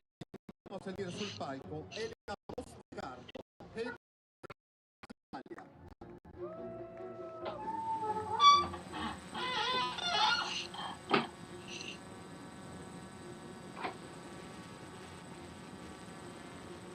Al secondo posto, con 2 ore e 8 minuti e 45 secondi, in rappresentanza del Kenya, Isaac Kipkemboi 2. Walking a little bit gingerly, 2 by name and 2 by position. Isaac 2 is our second place finisher.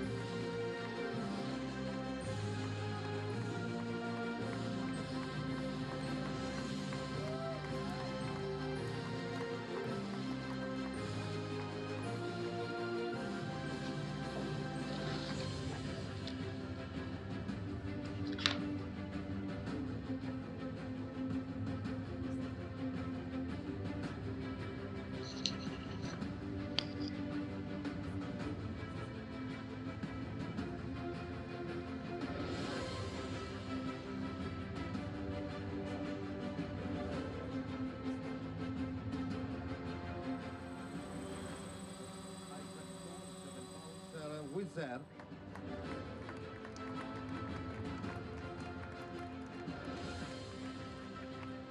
Ringraziamo Elena Bosticardo, Head of Marketing Analytics Italia. E proseguiamo con la proclamazione del vincitore. 23esima Wizz Air Milano Marathon, con il tempo di 2 ore, 8 minuti e 38 secondi. In rappresentanza del Kenya vince Leonard Langatta.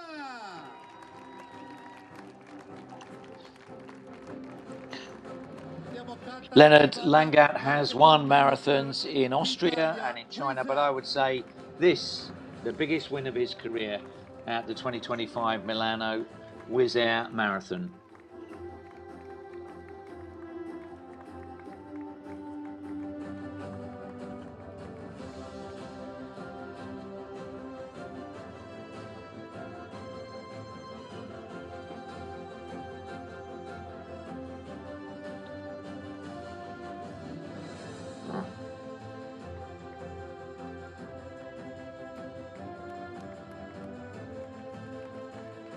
per Leonard Langat, il voucher Wizz Air.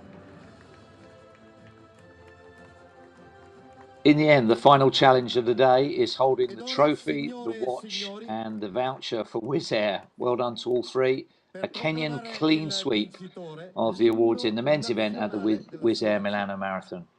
Ladies and gentlemen, if you can, please stand up for the national anthem of Kenya. National anthem of Kenya.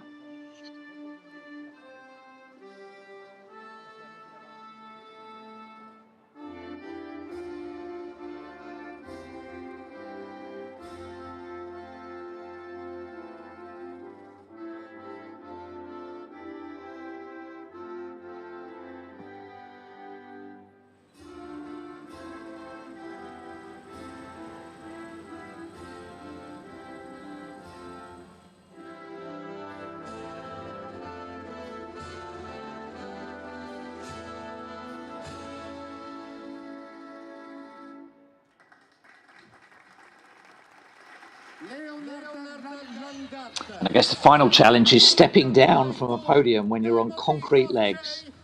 One or two of them were feeling the effects of the efforts from earlier. It's harder sometimes to step down than it is to step up. This is that winning moment for the new champion, Leonard Langat.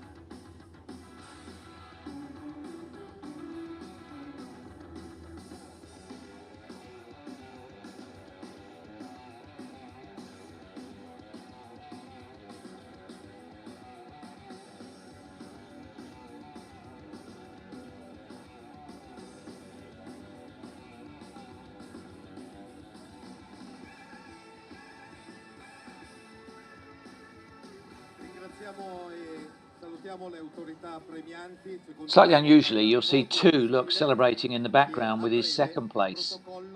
I always have mixed feelings about that, especially when he was so close to winning it, but a big day for him as well in second. And this was third for Kipchumba, a little bit further back.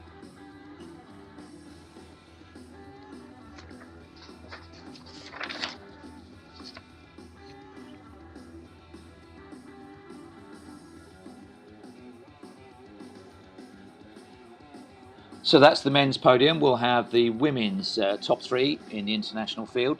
In the background, you'll see finishers still coming through. We are 3 hours and 10 minutes since the gun went off. So over the next half hour or so, the number of finishers will continue to rise. 8 to 10,000 expected in the full marathon. The UniCredit relay is finishing just the other side of the square. Slightly different route into the city centre that they will have taken. We hope to see plenty of them next year running the full marathon distance.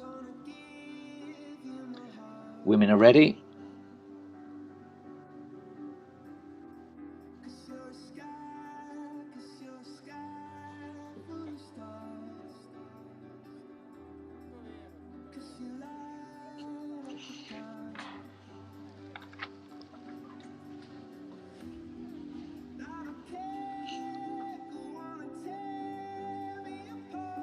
These are live pictures, having a look at their watches. Very nice. Very, very nice. The women checking to make sure they'll get watches as well. Yes, you will. And your Wizz Air flight vouchers.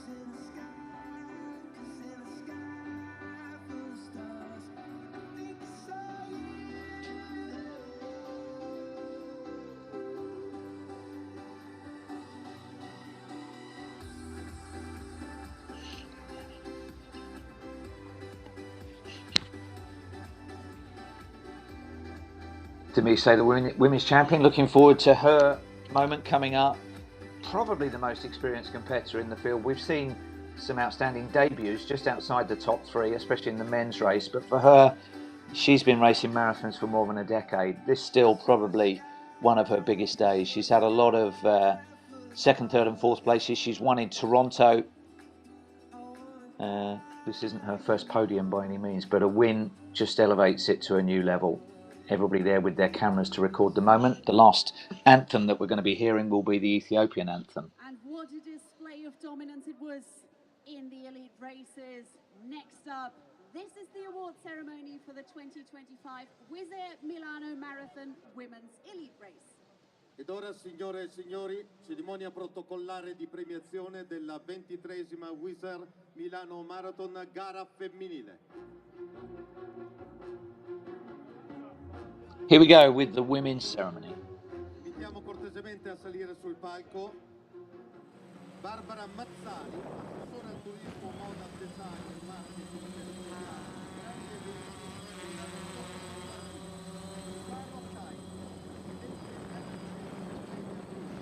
Annalisa Areni, Head of Client Strategy di Unicredit.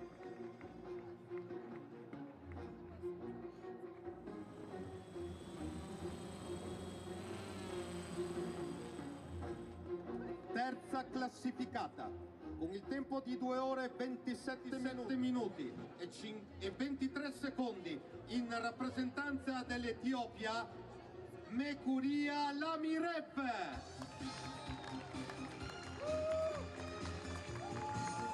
Well, Mercuria was really struggling in the immediate aftermath of the race, but she's stepping onto the stage with a bit of a jaunty step, now able to celebrate third place, but she really gave everything, and you could see that post-race.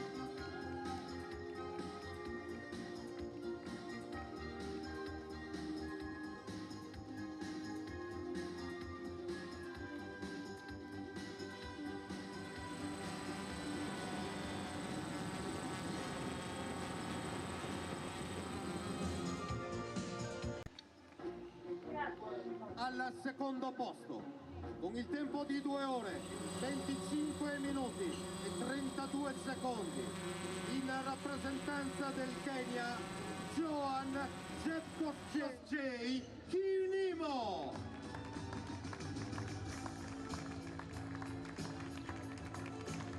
Joan Kilimo walking up a little bit more stiffly.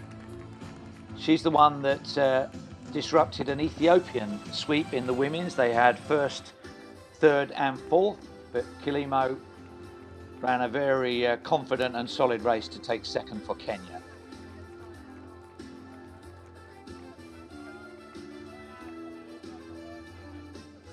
Yes, there's your watch.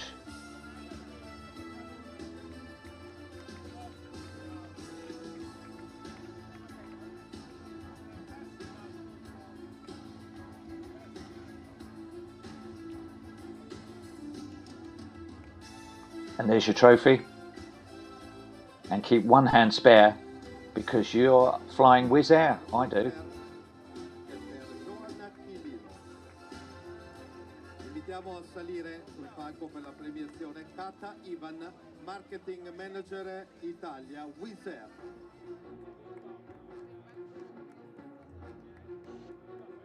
Signore e signori, vince con il tempo di 2 ore 23 minuti e 31 secondi, in rappresentanza dell'Etiopia, Shure Demise Fare. Little bit of a jog, showboating, because she won probably the biggest win of her career. She's won in Toronto. Oh, she's regretting that a bit now, but she's the champion.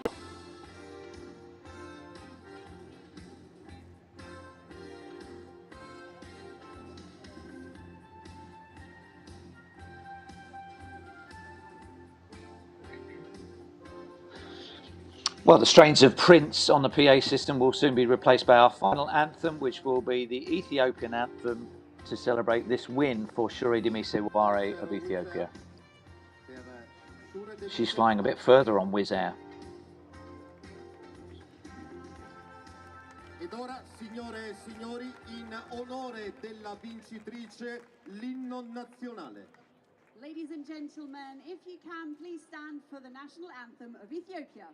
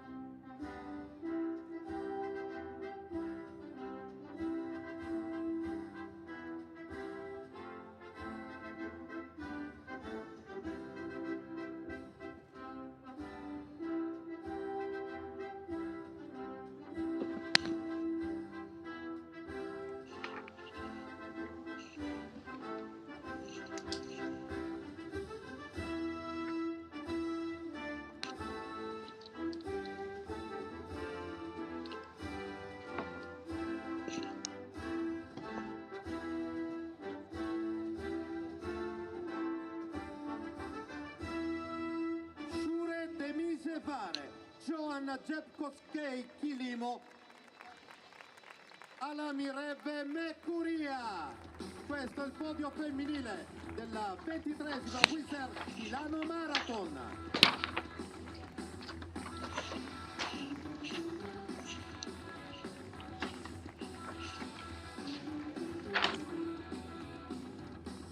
Well, we look back at the two golden moments of the day, the winners, but that's almost the end of our coverage here in Milan. Hope you've enjoyed it as we reprise the medalists, personal bests, podium positions, prize checks, trophies, watches, flights. It's been a good day and it will continue, but our coverage is almost over. Thank you very much for joining us.